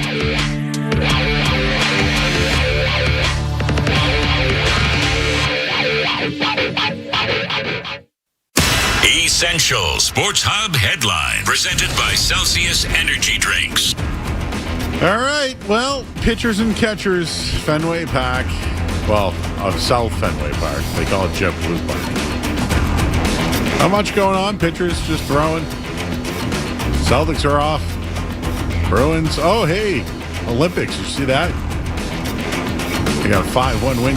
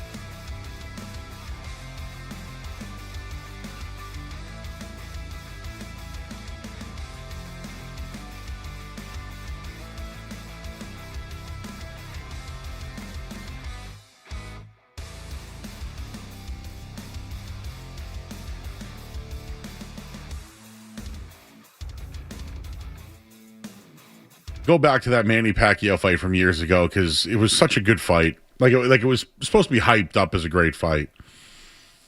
And Pacquiao hurt his shoulder. He had so much money coming to him. He didn't want to back out. And he fought the fight and didn't win. And he wasn't healthy. And I hate that in sports. The money grab, doing it for the team when it's not what's best for the team. I understand that everybody wanted Drake May out there. I think Drake May wanted himself out there. I didn't want Josh Dobbs out there. But now knowing that he played in the Super Bowl with a shoulder that he had to get injected, where he didn't even practice or throw footballs the Friday before, like, how can we sit here and criticize or even like evaluate or give an analysis on the game when Drake May couldn't throw? Drake May was hurt. He was hurt. And it's not why they lost. Seattle was the better team. I got all that. It's tough to watch. It's tough to sit there and think, wow, that guy was hurt. He was battling all game long. Had to be asked if he could finish the game. It's a tough look for me. It's a tough look. It's not tough on him because I give him credit for gritting it out. But I do want to get into the should the Patriots be fined about the injury report. I don't think they should, but I think we should talk about it. We do have In or Out coming up next. Street Team Joe's in for Skaz tonight in this hour of the Sports Hub. It's brought to you by our good friends because they are our good friends. They are over at Valvoline and Oil Change. Enjoy quick and convenient vehicle maintenance this month. Visit knowingoilchange.com. You'll save 15% off an extra after oil change at Valvoline and Oil Change, the official oil change of busy people. I'm Joe Murray. In or Out next on the Sports Hub. What's it gonna be, McFly? Are you in or out? Don't go anywhere. There's more Joe Murray. More Joe Murray. On the way on 98.5 The Sports Hub.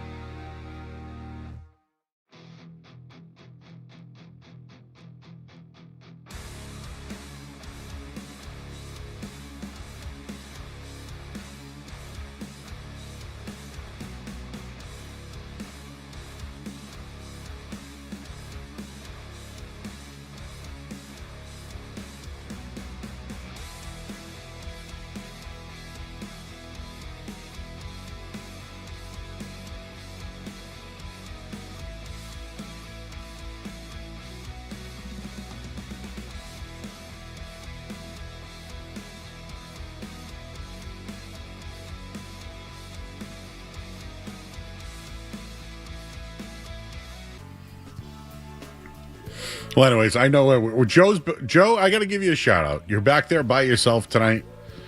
You're running the show by yourself. You're working the YouTube. Say it's going well outside of YouTube. Joe, I think you're doing a really good job. It's listen, Skaz and I have been doing this for 3 years. So Skaz is out. You were the perfect guy to be the replacement tonight. Shout out to Skaz. Skaz Him doing this every night. He does it every night on his own. You can see why we like to have the help of the intern. Between the phones and then the YouTube, it's you could use an extra person. So I apologize to some of our fans on YouTube. Sometimes it's just we got one guy back there and I can't do anything besides sit here and be fat and talk. It's so funny. It's like, hey, why can't you do this? You can do that. We have 2 people. So we're back here anyways, guys. In or out, Joe started off with the first thing. In or out on National Pancake Day in. So you will be would you attend IHOP? I know you're in on the idea. When's the last IHOP I've been to? Oh, we used to work in Brighton. Did you get late night? Were you a part of the dude, that was open IHOP? 24 hours. Yeah. I used to go there all the time. Dude, it was packed at 2 in the morning, 3 in the morning. I saw a people watching. I saw a Celtics player there one night.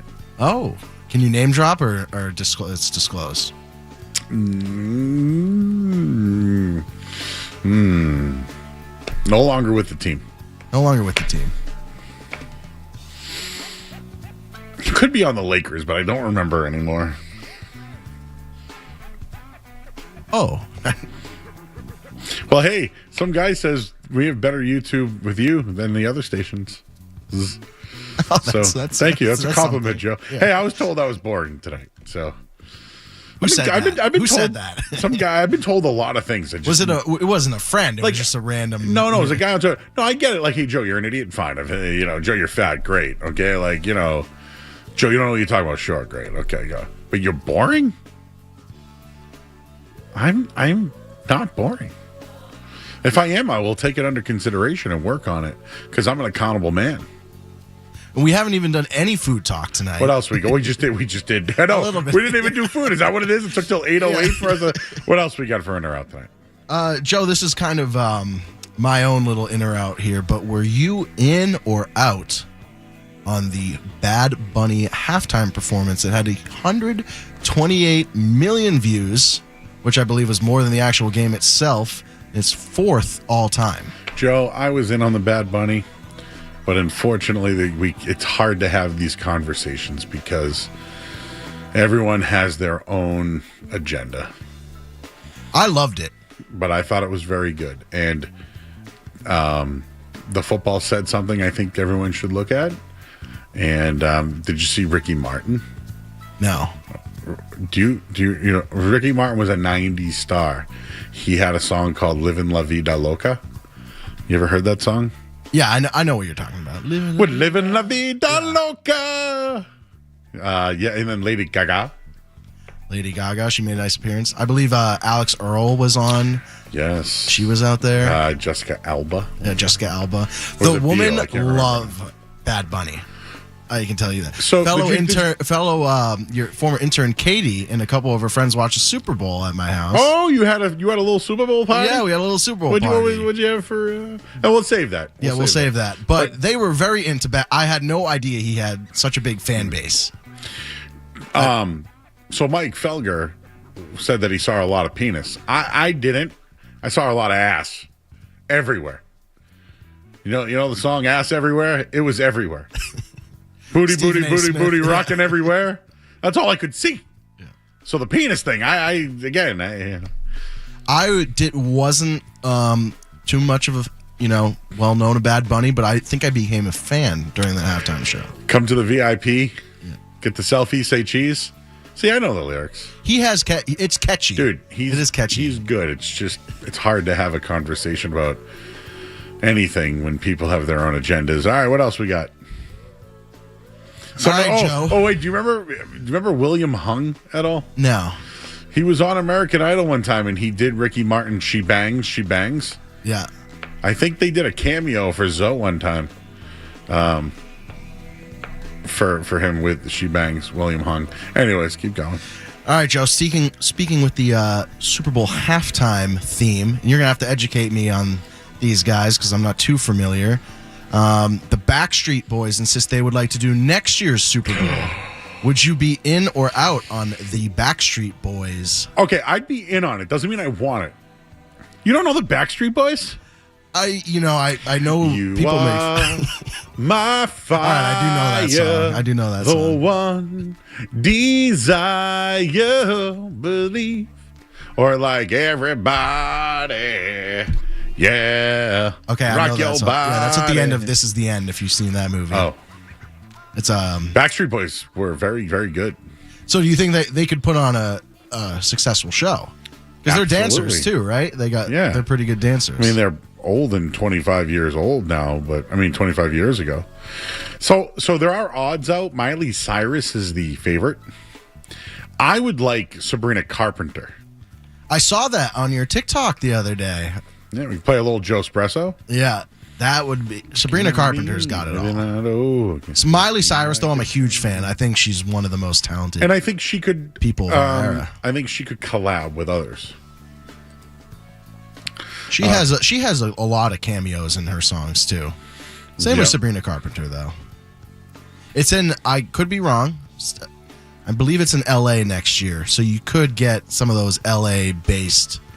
I know a couple years ago it was Dr. Dre and 50 Cent. 50 Cent. So I don't know if they're going to go back to that sort of thing, but it is in LA next year. Did you ever see Napoleon Dynamite? Yes, I love Remember the song? And that makes you larger than life. The one he was dancing to? No, that's Jamiroquai. Oh, okay. But the song that the girl, what was her name, that he made a cake for? Oh, no. I haven't seen this movie in a long time. If you really like her, make her a cake. I can't remember what Pedro said. I feel like I need a refresher on that. I might need to watch that movie. I do remember the football over the mountains. Tina, eat your ham. The tots is something I would do. Like, just give me your tots. Just put some tots in your pocket for later. You never know when they become useful. I'm on the internet talking to chicks. Kip.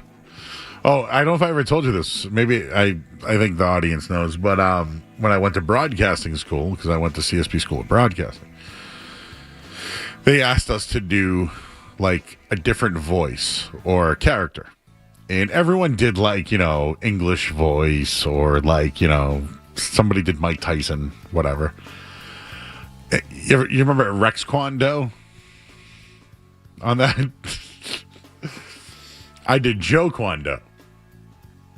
And I read a whole article about, I read a whole ad about how you can come on down to Joe Kwon Studios and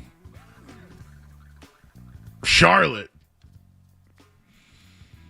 And I did my voice and nobody really got it. And I had to explain what Joe Kwon was.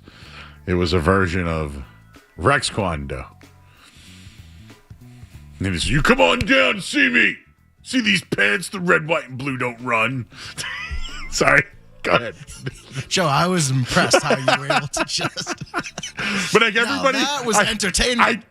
See, that's not boring. That's not boring, right? I dare that guy to tweet back at you. Listen to that last minute. These red, white, and blues don't run. I was You laughing. think anyone's going to say anything to me with Charlotte over here?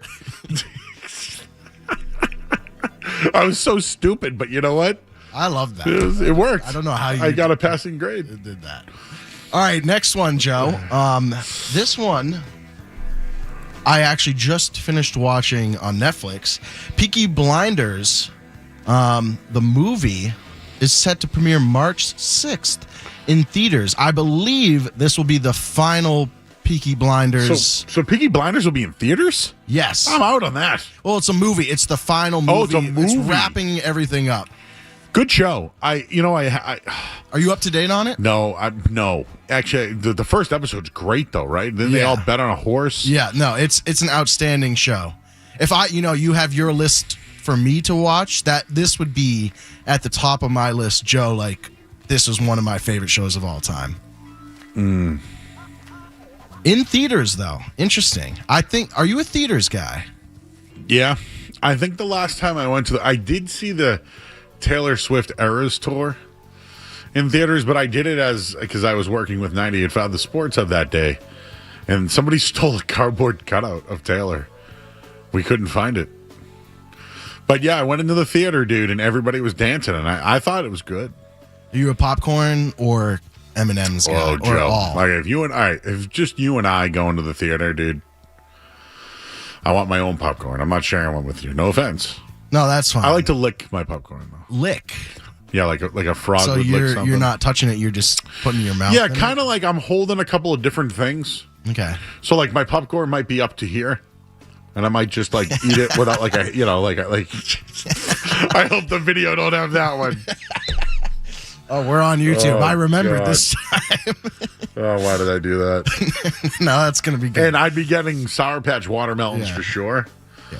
But I like to get M&Ms and put it in the popcorn.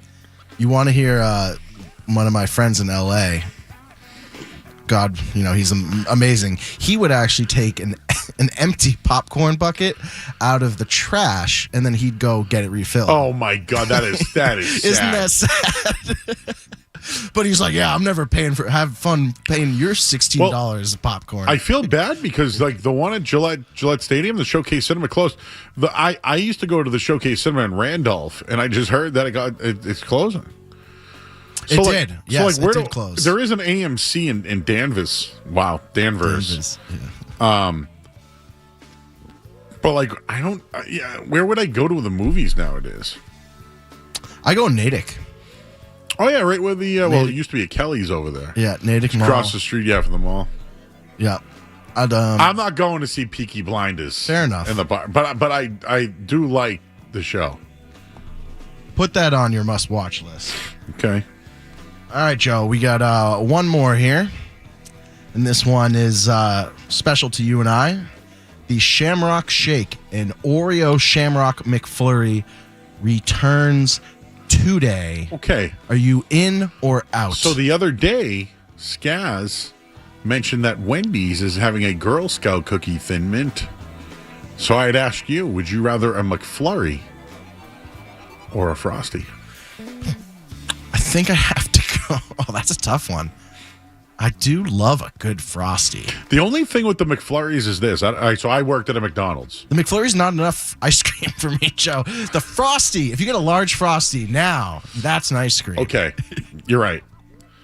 I don't know the answer yet. I got to think about that one. If it's just on pure volume, I have to go Frosty. I'm going Frosty because I love Thin Mint Girl Scout. Dude, I've done 3 card shows in the last 3 weeks, and I've bought Girl Scout cookies every single time. And I've only brought 1 box in the house, Joe, because the rest of them got 8 in the car. They didn't even make it in. Anyways, where I'm going with this is when I worked at a McDonald's, right? Did you know when you get a McFlurry, right? You're right. It's not big enough. It's a little small because that's the way they want to portion Sometimes it. not all mixed in. And then you can, let's just call it M&Ms, okay? Yeah. What you're supposed to do is put the spoon in the sundae. Well, in the spoon, there's a little square at the top of the spoon. Yeah, that's how they mix it. That's supposed to implement into a little spinner. Yeah. No one uses the little spinner anymore. Do you notice they just put it in there and they put the spoon in and they give it to you? Yeah. I don't want a McFlurry unless it is spun. It's mixed. That has been a problem with McFlurry is the top half, you're like, oh my God, this is all M&Ms. And then the bottom half, you're like, this is kind of just vanilla ice cream. Yeah, you might want to change this. We can pop the song down. In or out is the, Are You In is the song by Incubus. But just real quick. Next time you get a McFlurry, everybody, look at your spoon. It's a clear spoon, but at the top there is a little indent and then you'd hit the button, you'd spin it around. I want the spinner. I want the spin. I don't want just M&Ms on top, right? I want the thing spun up. Yeah, we want it mixed. So I would ask McDonald's out there listening, make sure that thing's spun, or I'm going getting a Frosty. Anything else? Joe, that was I don't know how that guy, I'm still on that guy saying you're not guy said I was boring. Can you believe that? You're able to drum up conversation on anything. You made a lot of good points in the Frosty versus the McFlurry there. Wow, some guy goes, personally, I used to love Joe in his early work. Down to earth, he's become known as a real arrogant dickhead. Just now? Yeah. Oh. That's the problem, Joe. As you get more famous, you're going to get more haters. Someone said low energy, Joe. Find some boom boom. Is this all on Twitter? Yeah. Twitter. Joe, love your show and analysis. I don't always agree with your takes, but they're usually spot on when I look back. Your show is entertaining, something I listen to at night before I let the dogs out. P.S. The morning show sucks. Hey, I love the morning show. I cut my teeth on that show. Joe, Napoleon tells Pedro you should bake her a cake. Just to be clear, thank you, Luca. And he drops him off to drop it off to Summer Wheatley's doorstep. And it was Starla, not Charlotte. You think I'm a failure because I go home to Starla at night? Some guy called me a dickhead, too. Can you believe that? Hey, good. Any publicity is good publicity. If he's tweeting at you, he's at least consuming the product. I mean, listen, I am going to take the criticism. Boring dickhead. All right, let's go to break, Joe. It was in a round. We got more coming up next on the Sports Hub. You're listening to Joe. You're listening to Joe Murray on 98.5. You're listening to Joe Murray on 98.5 The Sports Hub. Siemens Healthineers Endovascular Robotic Controls Incorporated seeks a senior software engineer 2 robotic controls in Newton, Massachusetts to lead development of real-time software for endovascular robotics. Requires a bachelor's degree in electrical engineering, computer science, software engineering, computer engineering, robotics, or related field, and 7 years of related experience. Up to 10% domestic travel required. $171,000 to $248,230 per year. Hybrid work permitted. For full requirements and to apply, go to careers.siemens-healthineers.com and search R-26296. Valentine's Day is just around the corner. Wilson Farm in Lexington has beautiful bouquets of red and colored roses, freshly dipped chocolate-covered strawberries, and delicious treats for your sweetie. Don't drop the ball this Valentine's Day. Visit Wilson Farm or wilsonfarm.com. At Service Credit Union, trust isn't just a value, it's a promise to stand with our community heroes. I'm Charlie McAvoy, and I'm proud to partner with Service Credit Union to support the health, safety, and financial well-being of first responders. Become a member today at servicecu.org and join thousands making a difference. It's fun to introduce kids to the things we love, like punk rock. But one thing we shouldn't introduce them to is lottery tickets, because they can put kids at risk of developing a gambling problem in the future. So introduce them to music, not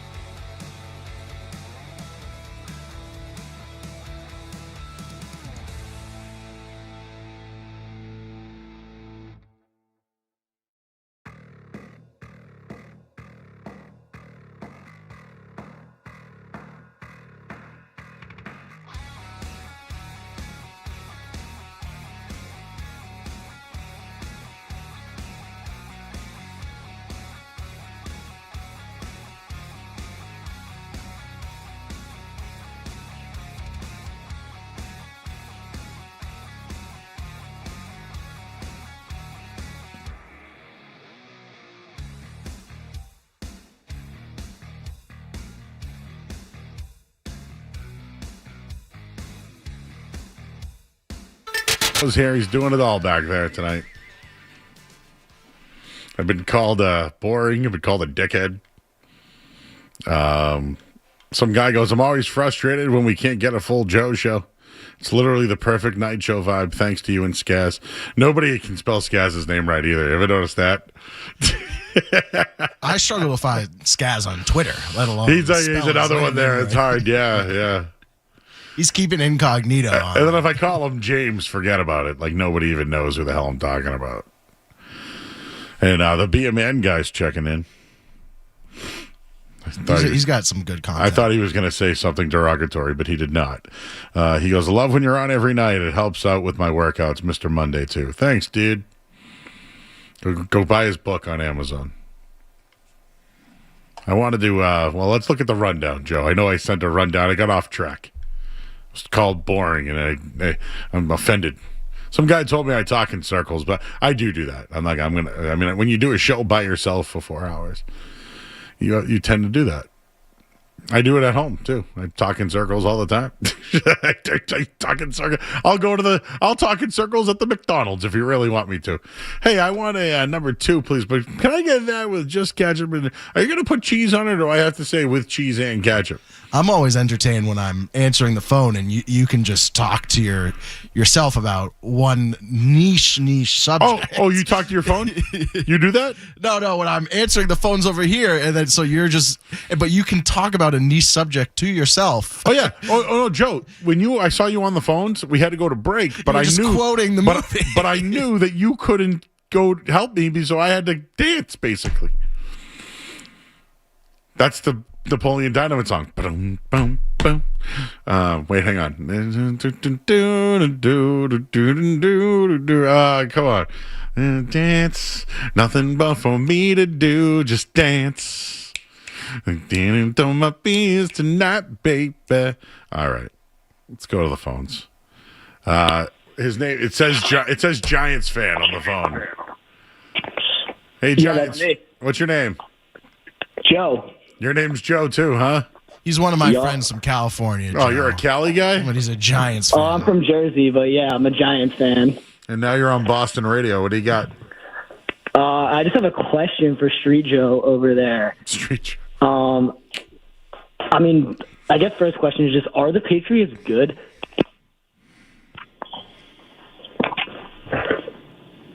You want to take this one, or you want me to take this one? I mean, they went to the Super Bowl. Yeah, they went to the Super Bowl. Joe's a fan of the schedule argument. I don't think you can. It's not really an argument. It's kind of a fact. Can you schedule yourself to the Super Bowl, Joe? He kind of did it. The Chargers don't have an offensive line. C.J. Stroud looks like a college quarterback. Bo Nix broke his ankle, and then a timely blizzard rolled in. Like, did you do anything in that postseason run that inspired confidence from the future or for the future? Yeah, they beat the Texans. They beat the Chargers. Are those playoff teams next year? Yeah, absolutely. Yeah, both of those will be. The teams Chargers have won playoffs. 11 games 2 years in a row. So is the answer to the question, yes, the Patriots are good? Patriots are good. Yeah, they are. They're a playoff team that went to the Super Bowl. All right, follow-up question. And I don't know. I don't have an answer here. So who do you think is the most fraudulent team to ever appear in a Super Bowl? I thought the Bears were pretty fraudulent in 2006. They were. The Patriots in The Patriots in 1985 were pretty fraudulent, and they lost to the Bears. And are you calling the Pats frauds? Yeah, absolutely. I mean, I think your defense is good, and it will be good as long as Vrabel's there. But I don't know. I guess my real question, I'm just kind of talking smack right now, but my real question is, are you do you think you're back? And I am genuinely curious. Yeah, the biggest thing the Patriots had to do this year was become attractive for free agents. And with all the cap space that they have and the young talent and a rookie deal with a quarterback, they should be attractive this year. That's a good segue to one of the thoughts and points that I had. Is kind of along that line of young talent. Will Campbell got embarrassed on a national stage. Drake May did not do anything that really inspired confidence. Maybe those two guys are good long term, but putting them aside, like I'm looking at your drafts right now the last 2 years, what have you done that inspires confidence that the front office is actually going to bring in some young talent? Because I'm a Giants fan. I've seen teams try to fix teams, or front offices try to fix teams throwing money at big name free agents, and it can blow up quick. So I don't know. The Giants, what have you done in the draft? You're talking about the New York Giants, right? Correct. Who got smashed by the Patriots this year? Yeah, with our backup interim head coach, third string defensive coordinator. The season was over by then. Yeah, but you're making excuses. The team sucked, right? Well, that's a good point too. Actually, did you know that 9 head coaches got fired this year, and the Patriots played 8 of those teams? And if you want to throw Tomlin in there, it's 9 out of 10. Dude, I don't know how you can discredit a team that literally beat everybody that they played but the final game of the year. I mean, are you thrilled about that Broncos win? Yeah, they did it on the road. That was a house. That place was a bad place to. Dude, they couldn't stop Drake May on a 3rd down to close out the game. They missed a kick because their stupid kicker is an indoor kicker. Like, dude, I know you're like trying to troll me and wind me up and all that stuff. Like, I got it, bro. But like, remember the Giants drafted Saquon Barkley? How'd that work out? Like, do you want me to keep doing that kind of stuff to you? I mean, I'm talking about the Patriots right now. I'm talking about the young talent. I'm talking about your confidence in the front office to actually address the many holes. Listen, dude. There's obvious holes. You don't have a one wide receiver, offensive line. Giants fan, Joe, listen to me. I had the Patriots. I'm listening. I had the Patriots under 8.5 wins. I didn't like Josh McDaniels as the offensive coordinator. I didn't even want them to hire Mike Vrabel. Look, guess who was an idiot? I was. So I can't sit here and tell you anything because I didn't like any of the moves, and they went to a Super Bowl. Yeah, I don't know. I don't know either, man. So you do that, and this is more for Street Joe over there. You think you're back? I think. And how are we defining back? I think the Patriots will be a playoff team next year, but their schedule will be very difficult. I kind of like the Giants to win more games than the Patriots. Well, that is a bad take. I hung up on him. He's just trying to wind me up. He's just a troll. That's what the Giants fans are. No. I know when someone's trying to wind me up. That last one, the Giants winning the more games than the Patriots is fraudulent. That's where, he gets discredited. Outside of this year, Joe, the Patriots, all they did was beat who is in front of them. They beat 3 quality playoff teams who will all be in the playoffs next year. As far as excuses go, we can bring up Will Campbell and Drake May were both hurt.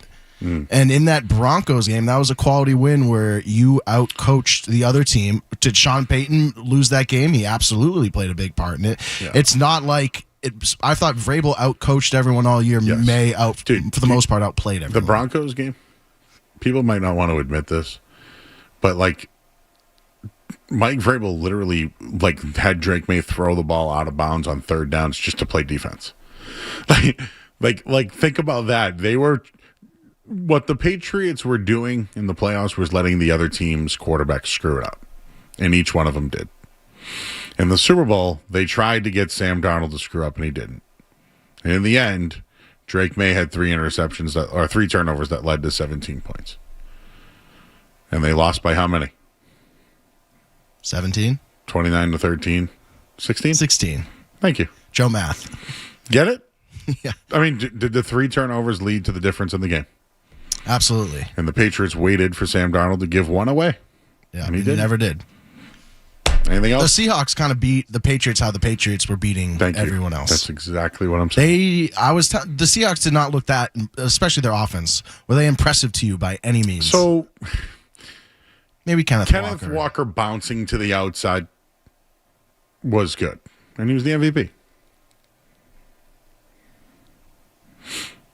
I think we know who the real D-head is, Joe. The Giants caller. Drew, the Giants fan's hilarious. I'd love to know what season the Giants had that inspired confidence when they've been piss poor for years. True. Well, now they got John Harbaugh. They're going to be awesome. He's going to put them right back on the map, everybody. The same John Harbaugh that stopped running Derrick Henry against the Patriots to lose the game. Andrew in our chat, he's upset about Tommy Cutlets. I agree. I'm buddies with Tommy, man. I guess should get him on the show. Weird guy from Happy Gilmore. Skaz would have dropped him 3 minutes ago. The Patriots never left, someone says.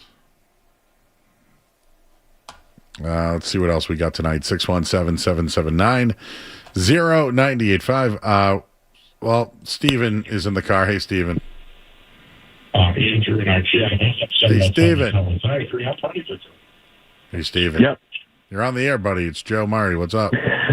Hey, Joe. I was just calling in. Listen, if you're a boring dickhead, that guy that called in that's a Giants fan, boy, was that guy a douchebag. Yeah.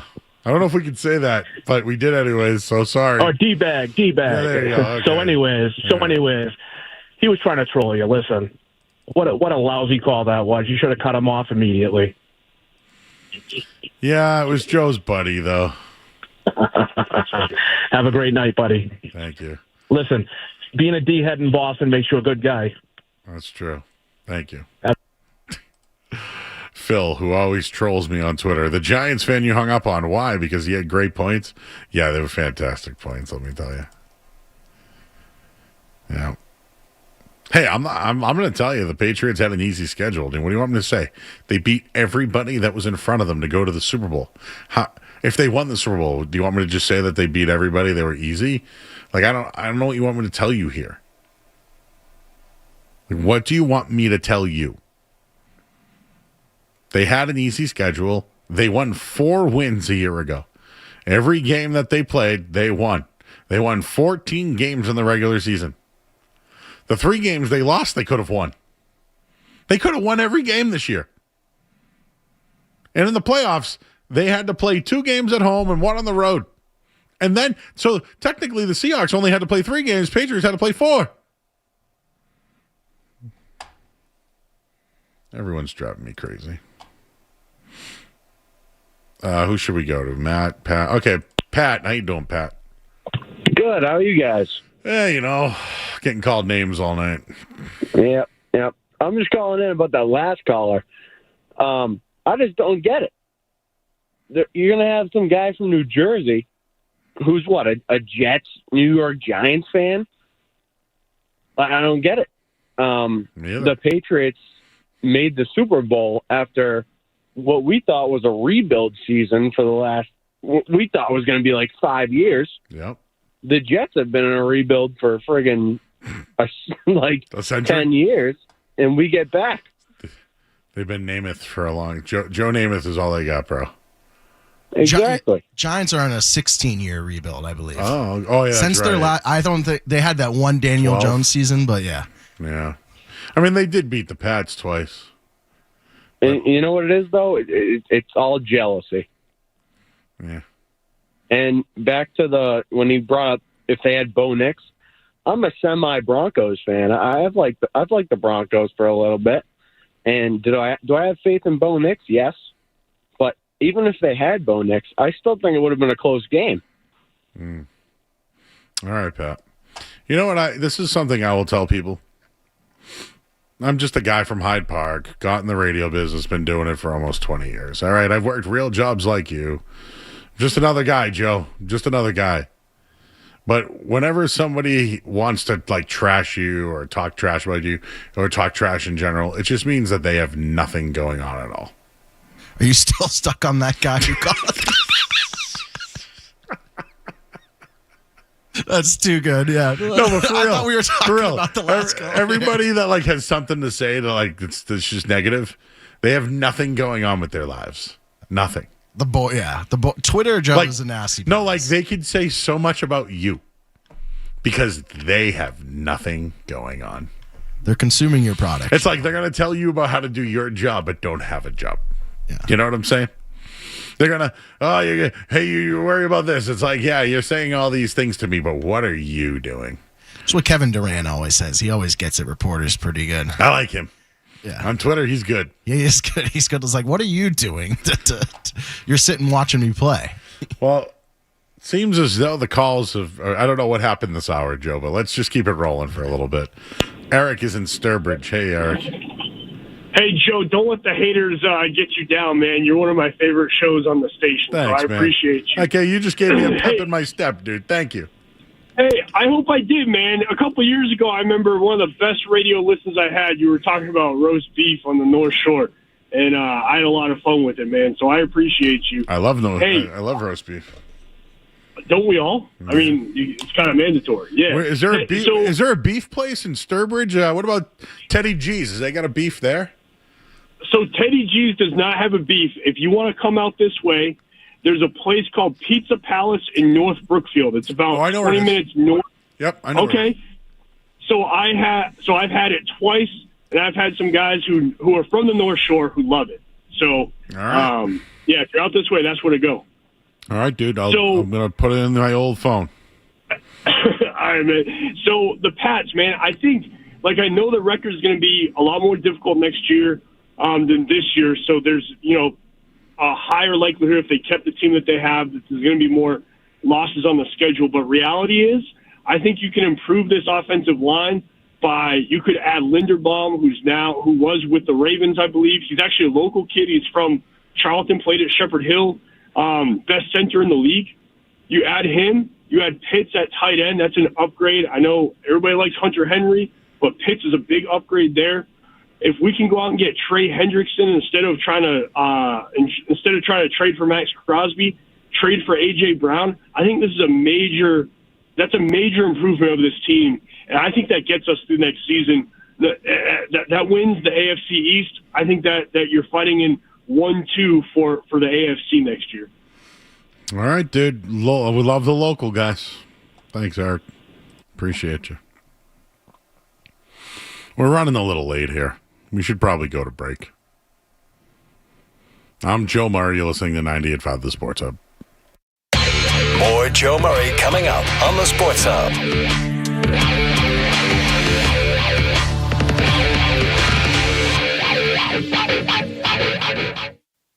Essential Sports Hub headline presented by Celsius Energy Drinks. All right, Team USA get the 5-1 win today over Latvia. Not much else going on. Headlines brought to you by Valvoline.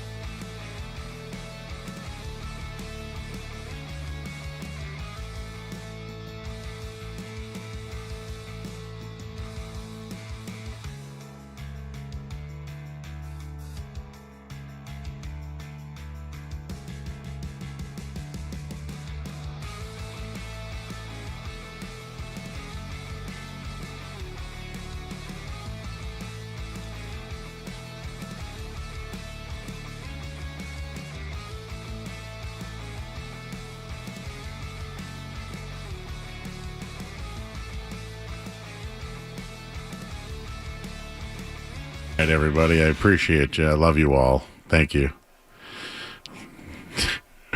Would Street Team Joe and Joe Murray be able to get through a meal sitting across from the table from each other without losing their stuff? No. If you and I were in a guy went to Catholic school, and there used to be times when me and my buddy, we try not to laugh, and we'd look at each other, and we'd just laugh, and we'd get the tension. Yeah, we'd stand zero chance. There's no chance. What were we were just cracking up at the end of the last segment about something. Joe asked a question. I asked Joe a question, but you got musings at 9. Yeah. We usually do it now, but you were late. Yeah. So I'll ask you the question in musings, okay? But let's get back to some calls, and appreciate you all hanging out tonight. Whatever you want to talk about, we can. Matt is in Braintree. Matt. Hey, Joe. I was just kind of disturbed by how obtuse Mike Vrabel was. Yeah, it means like deliberately ignorant about Will Campbell's struggles.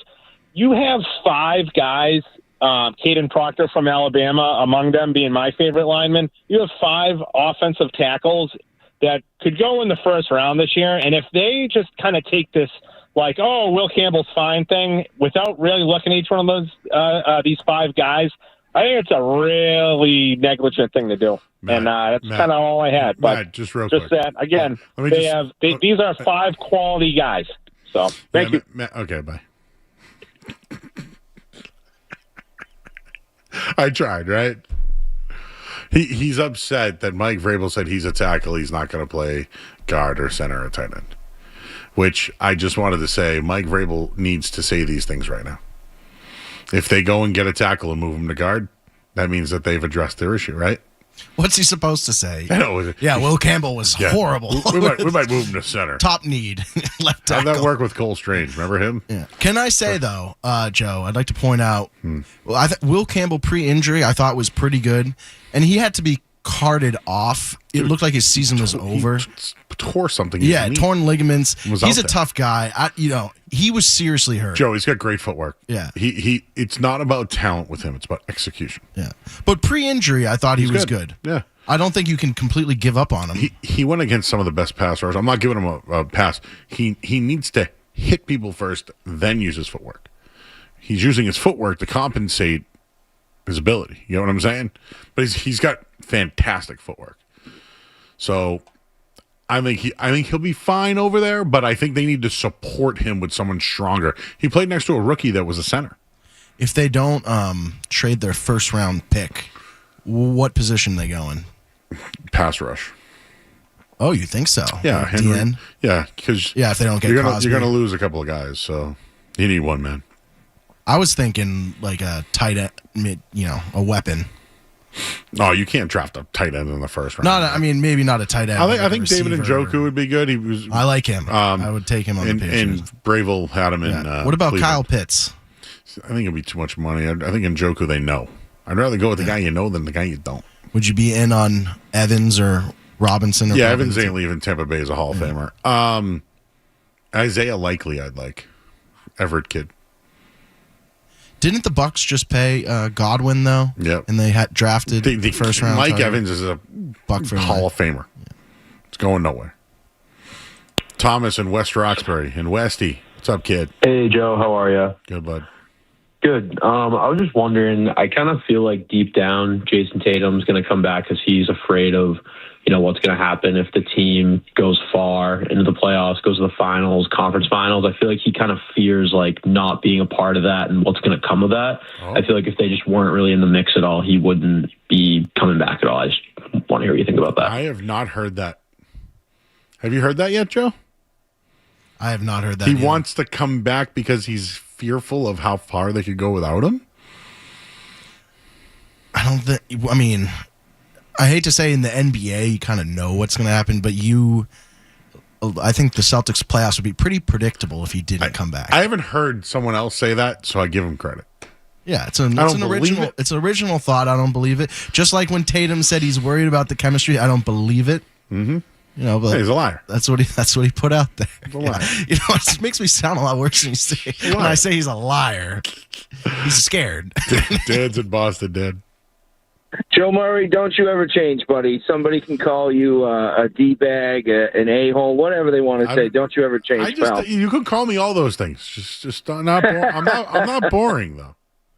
Not even close. But no, real reason why I wanted to call in was, I do think the Patriots, you have to take into account, Drake May just played pretty much the equivalent of his college season in one NFL season. So, the Giants caller, Street Team Joe's friend, talking about, not having young talent. You just have to take those things into account.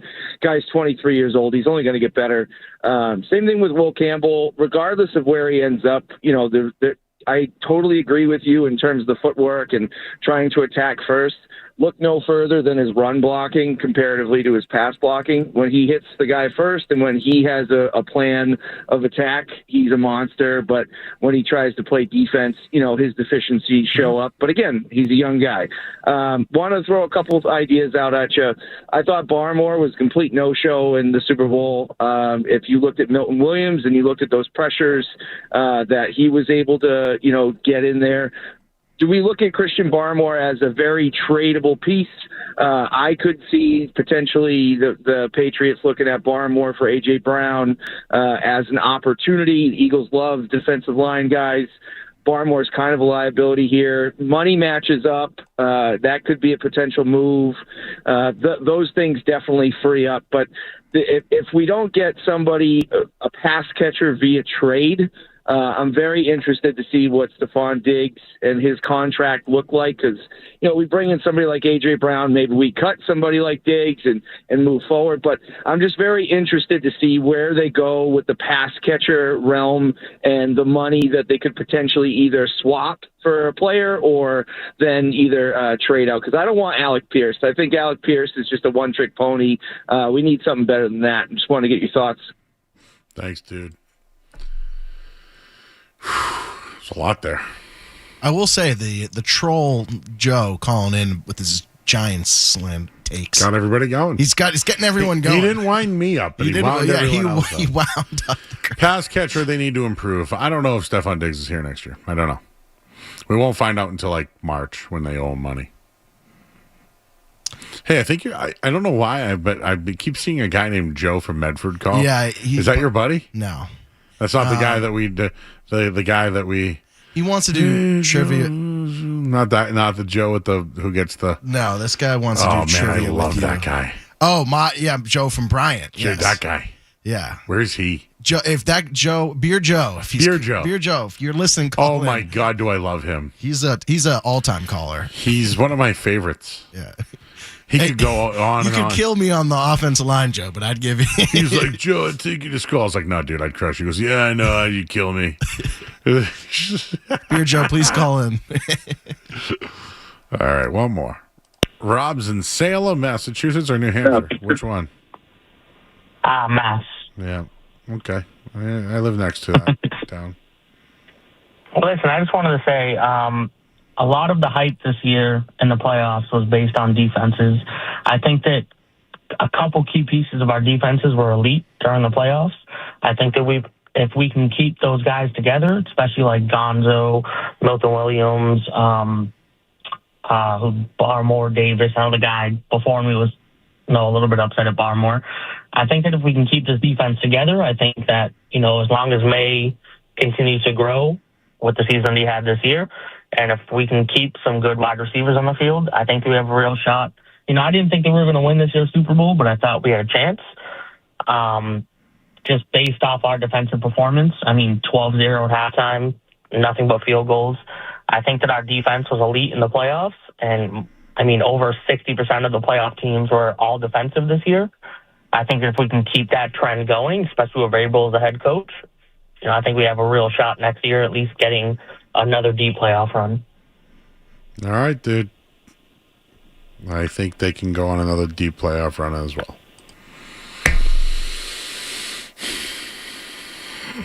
Dawson just messaged in the YouTube calling me out for my Baylor Shireman. He wants to know if I have any additional takes. 10 points last night? Yeah, 10 points last night. Starter, Baylor Shireman. Somehow above 40% from three. Still. Dawson's Triple D. So I don't. Maybe we'll go to. Well, let's go to break because we'll get musings. We'll do musings next. Just real quick, everybody. This hour of the Sports Show is brought to you by Valvoline Instant Oil Change. Enjoy quick and convenient vehicle maintenance this month. Visit NewEnglandOilChange.com. You'll save 15% off your next draft or oil change at Valvoline Instant Oil Change, the official oil change of busy people. I'm Joe Murray. I have a question I asked Street Team Joe that I need to answer. And also, something happened today on the Sports Hub that's my biggest pet peeve. We'll tell you what that is coming up next here on 98.5 The Sports Hub. Don't go anywhere. There's more Joe Murray. On the way on 98.5 The Sports Hub.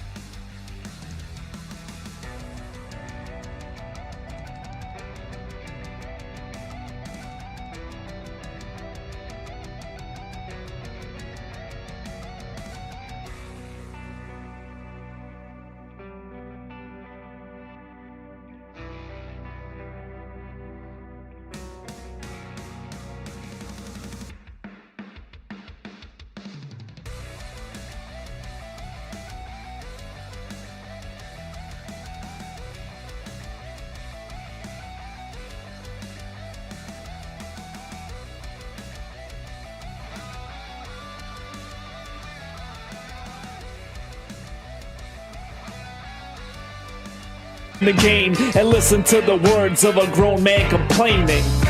It was a little loud there. Can you hear? Oh, that's perfect right there, Joe. That's a mellow little right there, a little mellow. Yes, just waking up in the morning. Got to thank God. Today was a good day by Ice Cube, friend of the show. Do you know we've had him on? I do know you had him on. Thank you. The two Joes should do a double luge race for charity. Do you think we could fit in a luge? Gotta be honest, I don't know what a luge is. Have you ever been on a kayak? Yes. Can I fit on a kayak? Yeah. Could you? Maybe not together we couldn't, but I think we could find our own individual kayaks. Like if we went to I think we'd be in trouble on a like kayak. if we went to Cannibal Lake Park, could you and I sit in a roller coaster together? Oh, the roller no, or like could we fit together? No. What about a booth at a restaurant? Probably not either. Probably not either. It'd be uncomfortable. It'd be uncomfortable. Can I just, all right, so I got a couple of pet peeves I got to get off my chest here. That's number one. When I go to a restaurant, it actually happened to me over the weekend. I go, hey, can I get a seat? I go, will I fit in a booth? The guy goes, yeah. I go, no, dude, look at me. Am I going to fit in one of your booths?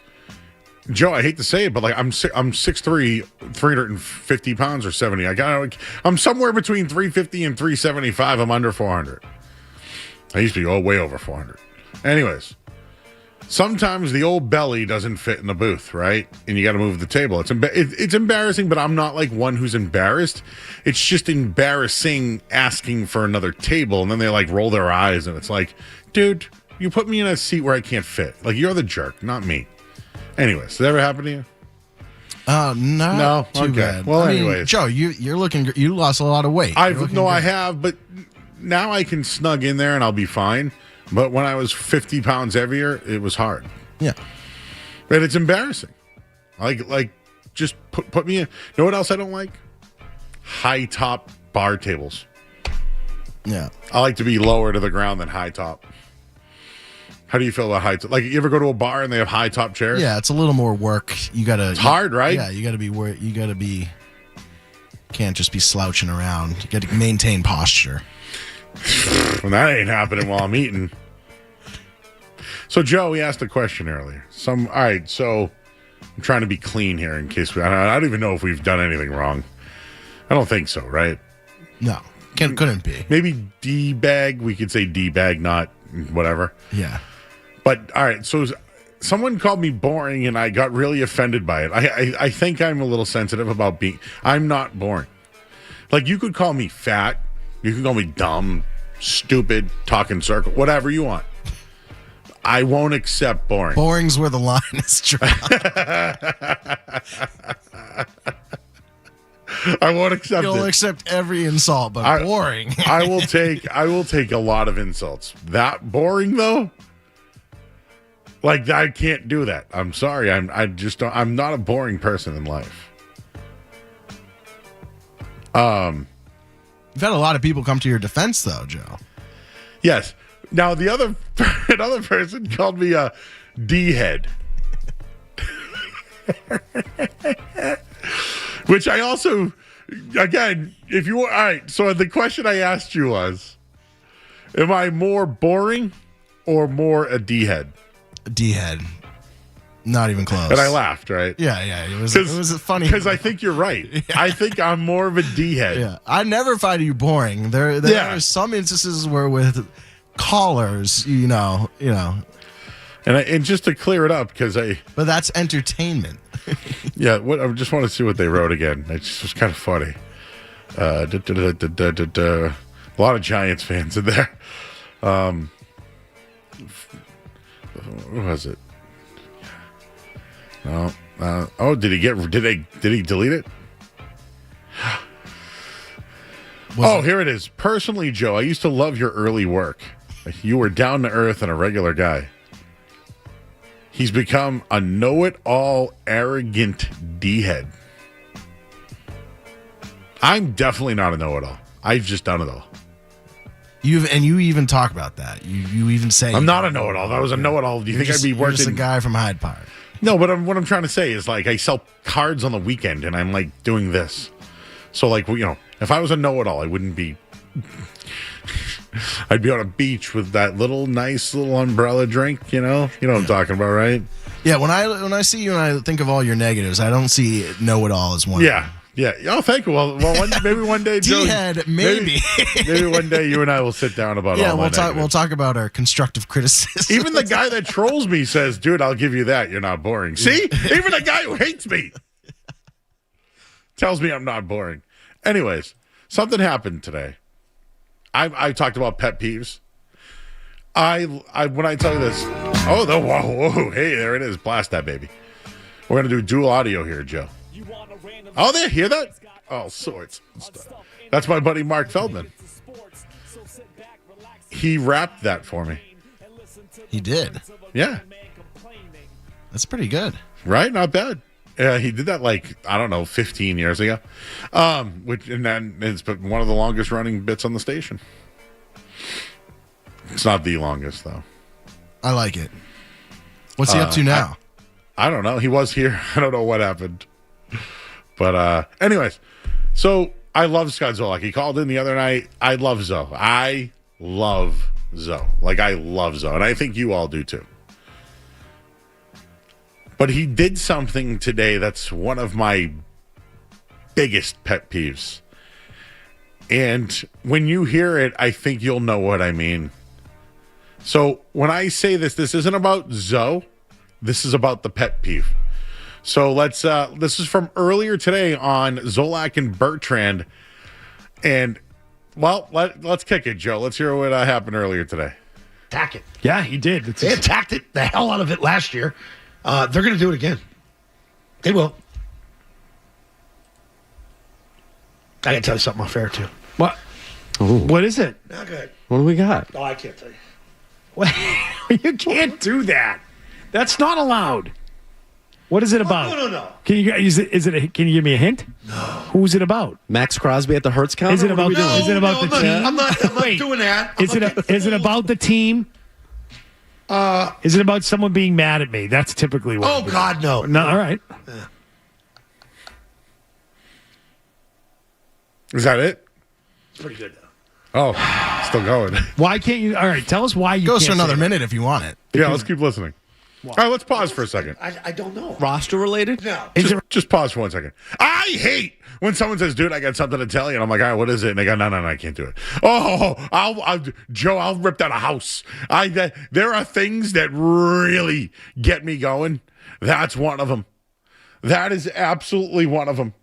You tell me I got something I tell you. No, I can't do it. No, I shouldn't. I might lose my mind. I'll be like, dude, I'm not moving until you tell me what's going on. I will flip out. I'll make you say something that you didn't even believe to tell me something. He did it on the air. Joe, if I was like, nah, Joe, I got something to tell you. I can't tell you right now. I can't tell you later. Well, what do you mean? You'd be pissed. Especially if it's something I would like to know too. It sounds pretty intriguing. Let's keep. Okay, so we're so now everybody wants to know, and he's not telling. Let's keep going now. I haven't heard the rest of this, so now I need to hear. Related to what they'll do in the off season. Is it related to? Could be. Oh, coaching staff. Could be. Is it personal in any nature for someone? Could be. I don't know. Well, no. I mean, you could tell us. No, I don't know what the details. It's deeply personal information. Yeah. Therefore, I can't talk about it. Can't give us that? I know where Gonzalez eats breakfast. All right. No, that's not. I mean, that's nice. I know. I want to know where he eats breakfast. What are you looking at? I'm looking at you. We're not saying more names. You derailed this by saying I've got to tell you things off the air that I can't tell you on the air. That's your fault. That's not my fault. So now I'm going to find out what it is. And then I'll try. Maybe you won't. The thing that Zoe told me that he wasn't going to tell me on the air, told me off the air, he told me last night. It wasn't even news. You're not missing out on anything. They're going to attack you. That's a lie. That's a lie, Joe. I just said it. Sometimes I will make you say something to me, even if it isn't true, to satisfy me. So you're calling him a liar?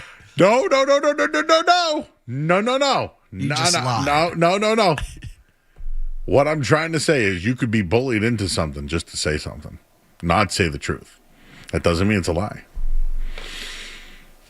I think it is a lie, but no, maybe he told him the truth of just something not related. To what he was saying. Point, that's besides the point. You can't do that to me in life, Joe. If you were like, I got something I got to tell you, and it was 9:08, I would go to break instantly to have you tell me right away. Like I wouldn't. No. I got a lot of pet peeves. That one's one of them. You can't say I got something to tell. No, I can't tell you. You know what I want to tell you? No, I'm not going to tell you. What? Tell me!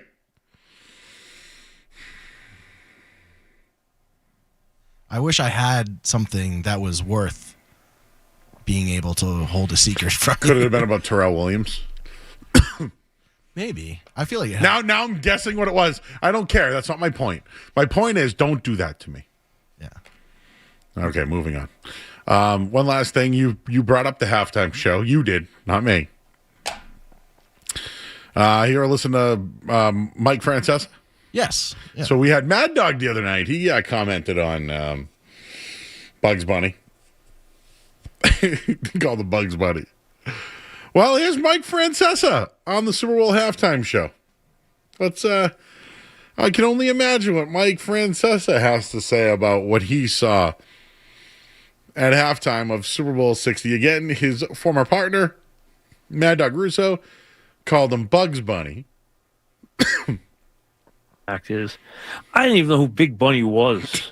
Okay, if you had asked me 2 months before the Super Bowl who Big Bunny was, I had no idea.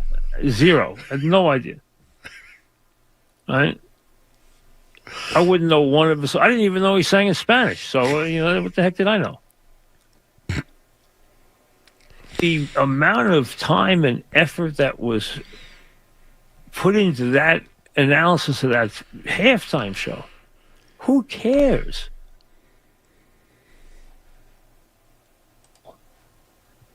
Big Bunny? Big Bunny.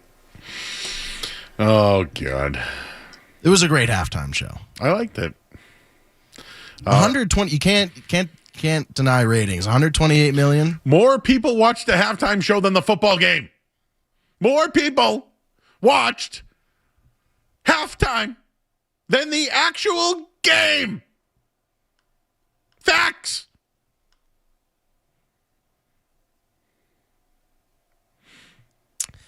Did you like Lady Gaga's appearance, Joe? Lady Gaga. Yeah. You know what though? I mentioned this the other day, but you're not a wrestling guy, but Roman Reigns won the Royal Rumble once, and he wasn't getting over, and they brought The Rock out to hold his hand up in the air, and it was like, I don't need The Rock to put Roman over, so I didn't need Lady Gaga to come in to put Bad Bunny over. My boy Benito. All right. Anything else tonight, Joe? Any other musings? Yeah. Anything go on with your trip? Oh yeah, we did Houston. What went awry? Anything go awry? I wouldn't say anything went awry. I would say, I actually do have something that went awry. Can we talk about it? Yeah. Do you ever go to a restaurant, Joe? So I've never been to Texas before. Everything's bigger in Texas. We went to a restaurant that I was told, I believe it's called the Brick House in downtown Houston. Very well known for burgers and their steak. So I'm going in anticipating, this is going to be at least an 8 or 9 burger. So I'm very excited. 8 or 9 burger, like 8.0. 8.0. Oh, okay. I'm anticipating a very a top 5 burger. A top 5 burger, and this place has been hyped up to me. But Joe, when I see a massive jumbo pretzel on the appetizer list, I have to go. A pretzel is hands down my favorite, appetizer or ball. If I go to a ball game, I'm not going for a sausage first. I'm going for a pretzel. I love a pretzel. When I tell you, my dad and I, we ordered a couple appetizers. We ordered this pretzel and nachos, and these things were gigantic. It was fantastic. A+ pretzel.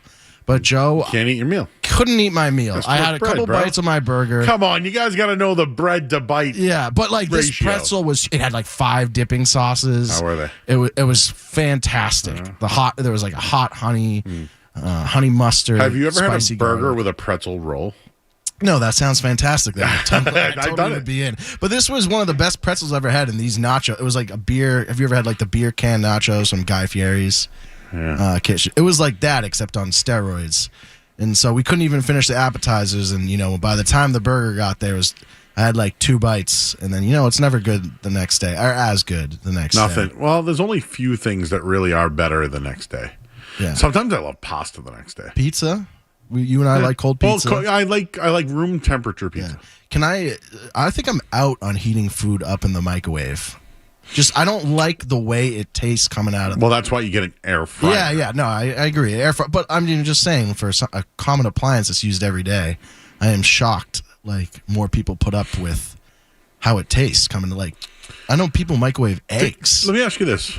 Okay, I haven't had one in years, but they were a staple in the Murray household.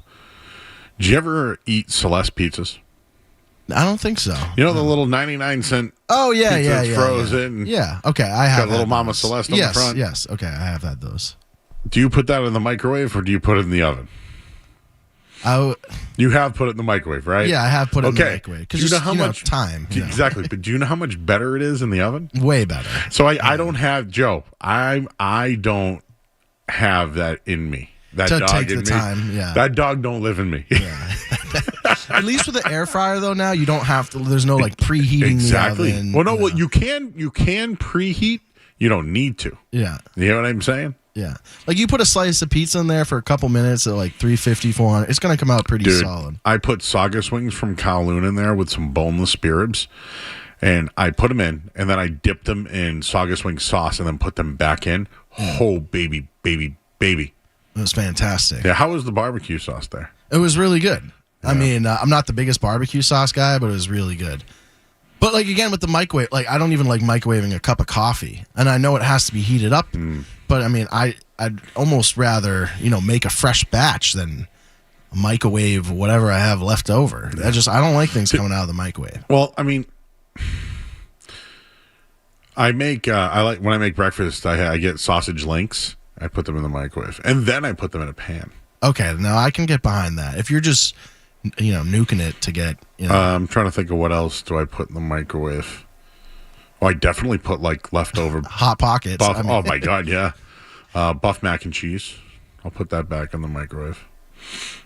I use the microwave. Now that I think about it, I use the microwave quite often, but when's the last time? You know what I won't put in the microwave? You're never going to enjoy anything. Okay, you know what? Know what I won't put in the microwave?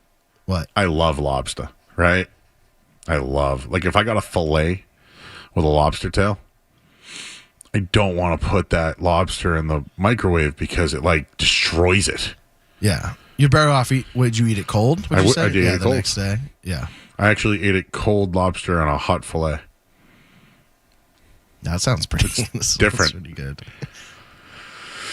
Those Celeste pizzas, though, man, you can buy those. Are you in on Hot Pockets? Dude, I used to love the pepperoni. The pepperoni one's good. I used to be I'm the meatball sub one. It's so funny, but I don't think I eat any TV dinner. I don't think I've had a TV dinner in like 15 years. It's sad. I haven't played video games in years. I play every night. Yeah, Joe, I don't have time. I told you my days when finding out you were in today, I found out like around 1:30 or 2. I was MIA till 5:45. I think we communicated. I asked you if you wanted food, and you turned it down. Can you believe that, guys? I know. We got to go to break. I asked Joe on the way in, I go, do you want a sub from Folsom Eddie's, which is in Waltham? And I regret it. I regret not saying You have FOMO. Yes. Yeah, I have FOMO. I'm starving right now. Okay, we got to go to break, but just so I know, okay? Like, I know what Skaz likes, all right? I don't have to even ask him. I just get it and pick it up. But Street Team Joe, if I was to get you a sub, a hot sub, I'd get you a chicken parm. No, steak and cheese. Or a steak and cheese. Yeah, we are same thing. Did they make steak and cheese? They did. Yeah, I had it last time. It was very good. What do you like on your steak and cheese? I mean, I would normally get it plain unless the peppers and onions have to be all right, look good. so just a regular, okay. Yeah. But a cold sub, what would you want? Turkey BLT. Okay. Thank you. Noted. Hot Pockets requires patience, somebody says. They do know you come out and you can't eat them. You can't eat them when they come out of the microwave. It's almost like they say 2 minutes, but it's really 10 until you can put it in. Oh, never mind. I'm just kidding. All right, we got to go to break. We went long there. It was amusing. We were having fun. I was called boring and a D head. And I guess I'm more of a D head than I am boring, which I will gladly be able to sleep tonight, knowing that. All right, we'll take a break. I'm Joe Murray, 98.5 The Sports Hub.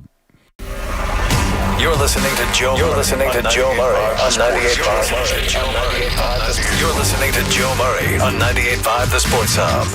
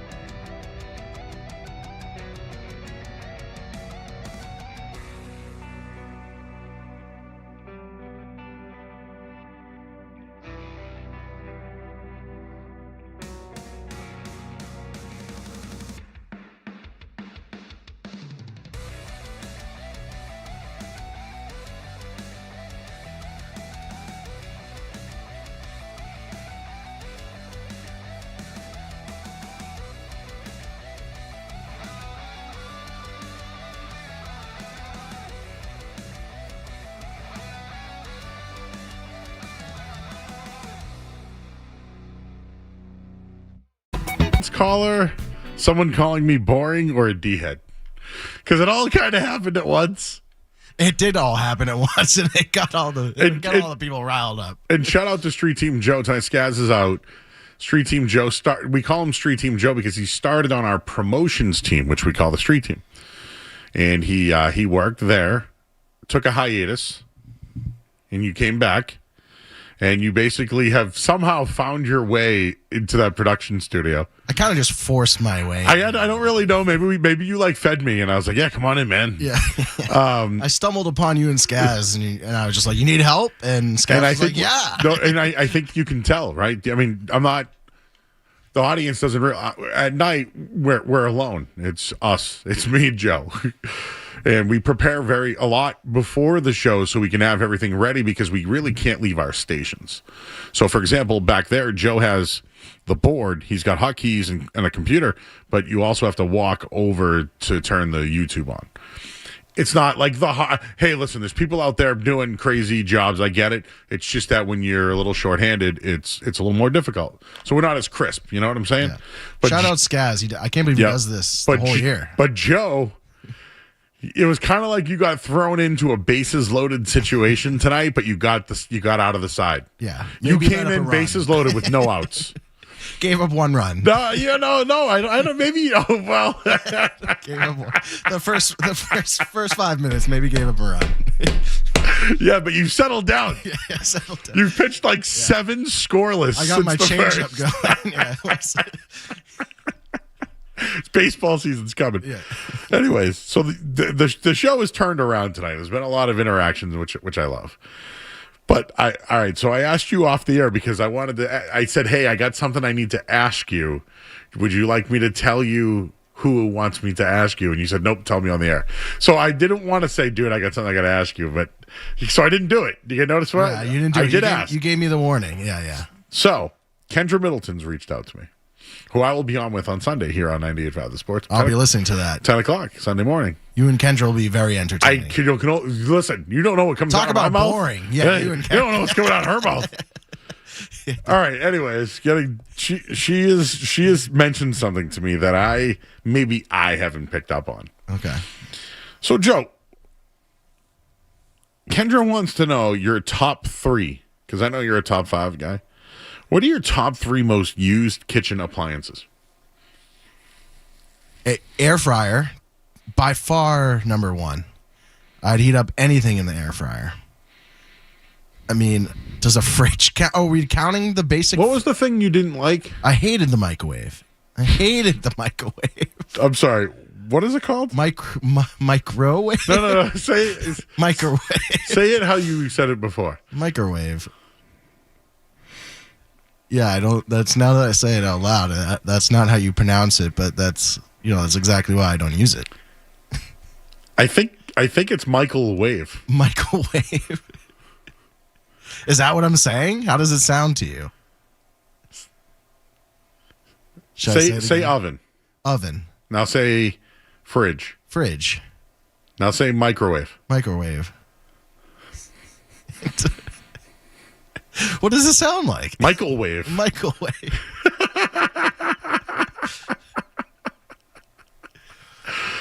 We should work on that one. All right. I'll get back to you on that. I'm still out on the microwave. Hey, if it makes you feel any better, yeah. I can't say drawer. Yeah. I just don't like the word micro. It doesn't. Yeah, micro. Yeah. I don't like that word. All right. Should we go to baseball cards or Stephon Diggs? Baseball cards. All right. Mike is in Rockport. What's up, Mike? Hey, Joe. Thanks for taking my call. I met you and shook your hand at the card show on Sunday, but my question for you is if you went to the store, to the card aisle, and everything was in stock, what would you rip? I would get, if it's a blaster box, I would do Zenith or Obsidian. And I only say that because they have bigger, return, where, Prism and some other stuff are just kind of overpopulated. Hey, Joe, thanks for taking my call. Well, I could hear myself in the background. He said I shook his hand this weekend. Do you think I don't remember him? Rockport. Did I meet a guy from Rockport? I mean, I've seen you at the card shows, Joe. There's a lot of people. I'm sure there was something he could tell me that was like, this is what. Are you talking about the last weekend from Shrewsbury? I actually went to this week. Yeah, Joe got the pylon, remember? I got a Steve Grogan pylon. My dad wasn't exactly excited by the gift. He's like, what am I supposed... So I got my dad for his birthday a pylon, the end zone pylons, signed by Steve Grogan. It's authenticated. It's authenticated. So what did he want? Did he want Steve Grogan's neck roll? I don't think he's like a Steve Grogan guy. Oh. But that, or like a pylon guy either, or like really a sports memorabilia guy. So he was like, "Oh, this is great. Like, where do I put it?" And then it's just been sitting in the corner of our living room. That's funny. Yeah, I think he appreciated the thought. Yeah, those, but like he doesn't appreciate memorabilia like we do. What's like something you could like leave in his car that he'd love? That he would love? Yeah. He loves gum. Like if I got Dentine Fire, dude, you should buy like the cinnamon gum. You should buy like a stupid amount. just where like like 10 packs, all for different varieties, and he's just doesn't know what to do. So they're all just in his glove box, or in the back of his seats. What are some gum like Juicy Fruit? We got back in the day. Well, we had the gum guy. That's right, dude. Remember that guy? Yeah, he was. Oh my god, genius. Yeah, he had a lot of gum facts. Gum has changed because when I was a kid, man, we used to go Big League Chew and all that. I can't do this right now. John's in North Attleboro. Hey, John. Joe, how's it going, buddy? I appreciate everything you've done this year, especially post game. Thanks, bud. Hey, one thing really quick. My fiance's a English teacher, and a hot shower, is it scolding or scalding? Oh, well, she's an English teacher, so she knows. But, oh, man. Joe, do you have... If I said hot shower, scalding... Yeah. Are you listening? Are you listening with your fiance? No. But I can go get her. She's don't. I just thought it would have been cool if you guys were like bonding, listening to Joe's right now. Yeah. No. But I'm like, I just took a scalding hot shower. So scalding. So it's SCA, and I only know that because Scal was about like liquids, right? Yes. Where skull is about like reprimanding or whatever. Yes. So I would get out of the shower. I was like, oh, the shower was scolding me. Tough. Well, the shower can't scold you. Joe, can you tell Joe Murray the difference between scolding and scalding? Yeah. Oh, okay. Please. Yes. Hi. Hi. I'm not on the radio, right? Yes, you are. Oh, stop it. No, stop. Oh, my God. I know. What a failure. Stephon Diggs. I don't know what to believe about No. Joe. No. We got to go to break. There's a lot going on back there, Joe. I'm sorry, buddy. My phone froze. That's why we're having it. Let's hit the headline, and then we'll wrap up on the other side. 98.5 The Sports Hub. More Joe Murray coming up on The Sports Hub.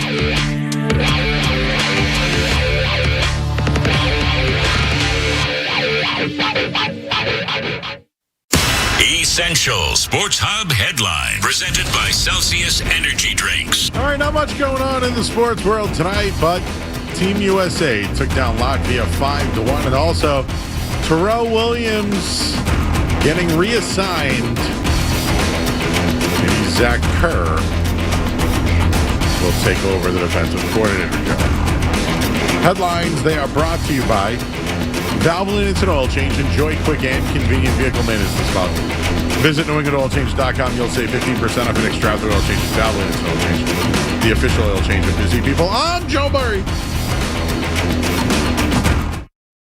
Now at Wendy's, you can go big, biggie, or biggier. With our new $4, $6, or $8 meal, you choose your deal, as you should. Sorry, I get fired up when I'm talking deals. More biggie options, more of what you really want at Wendy's. Price and participation may vary. Single items at regular price. Prices may be higher in Alaska, California, and Hawaii. Are you desperately searching for a Valentine's gift that won't literally and figuratively stink up the day? Let Drains by James sweep you off your feet, or just clean your drains. Show some love to your plumbing system and avoid a disastrous date with backed up pipes. Visit drainsbyjames.com today, because nothing says I love you like clear drains and smooth flowing pipes. Cupid might miss, but James never does. Drains by James. Feel the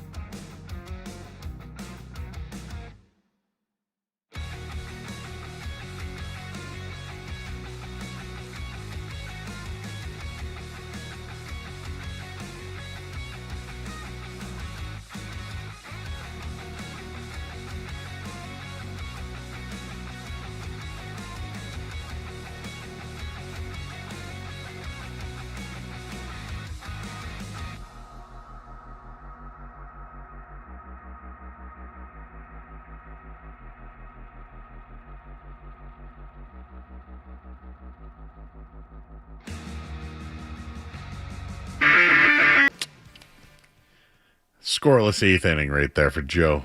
Going to close this bad boy out.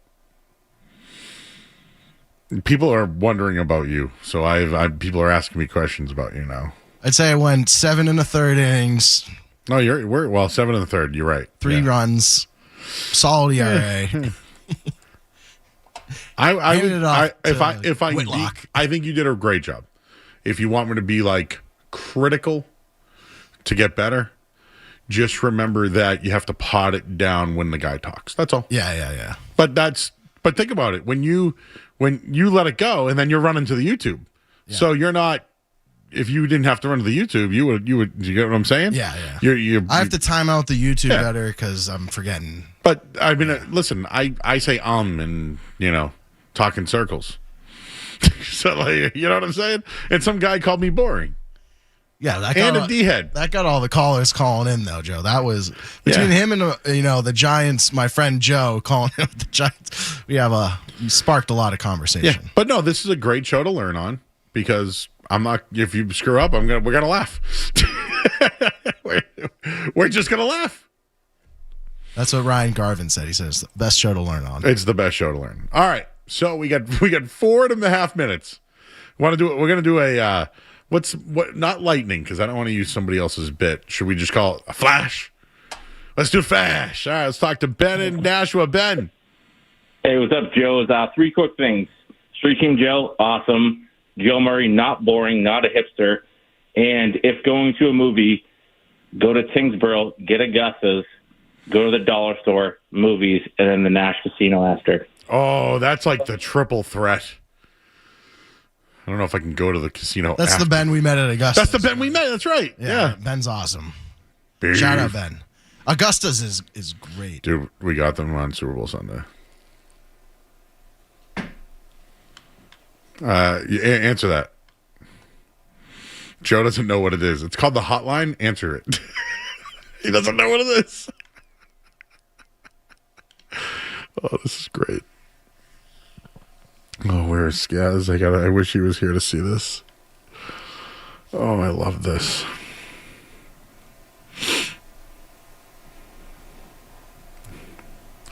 Hi, Kendra.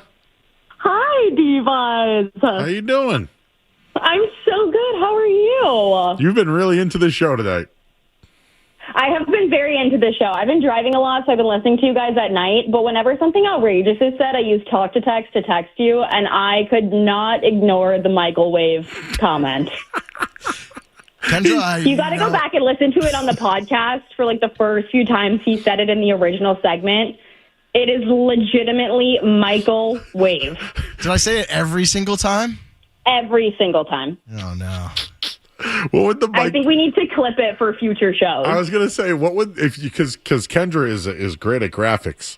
What would the graphic look like for Michael Wave? I sent you what I would send Street Team Joe if I had his phone number. Yep, there you go. Kendra, are you in or out on the mic? Now I have to correct my microwave. Are you in or out on the heating things up in the microwave?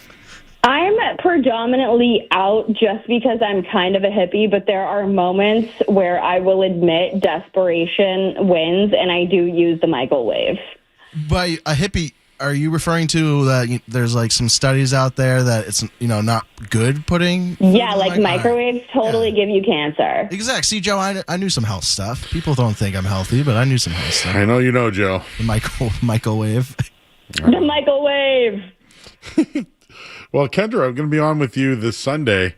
I can't wait to I can't wait to talk about the injected penis, guys.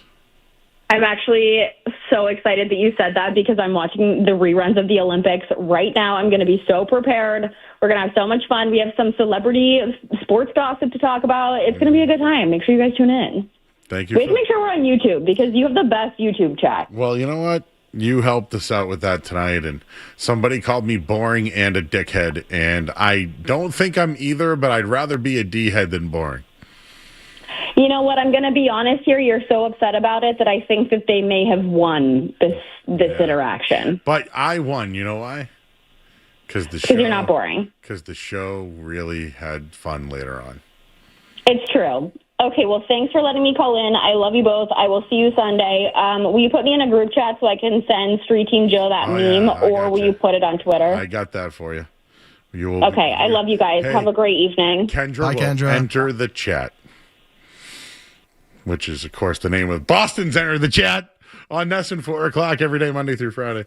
All right, so we have 1 minute, and we can only take one call. So it's going to be JP in North Providence because that's my guy.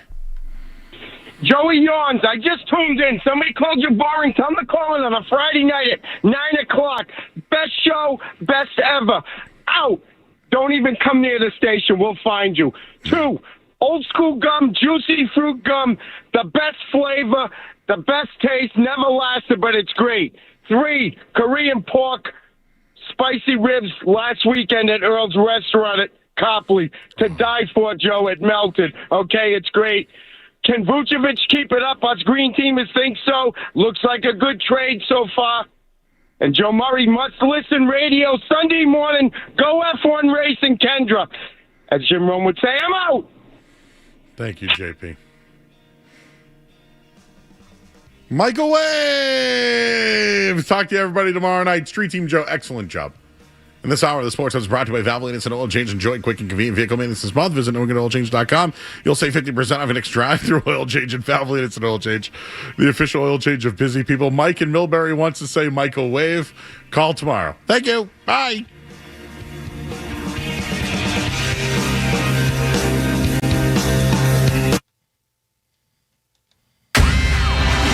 Don't go anywhere. There's more Joe Murray. On the way on 98.5 The Sports Hub.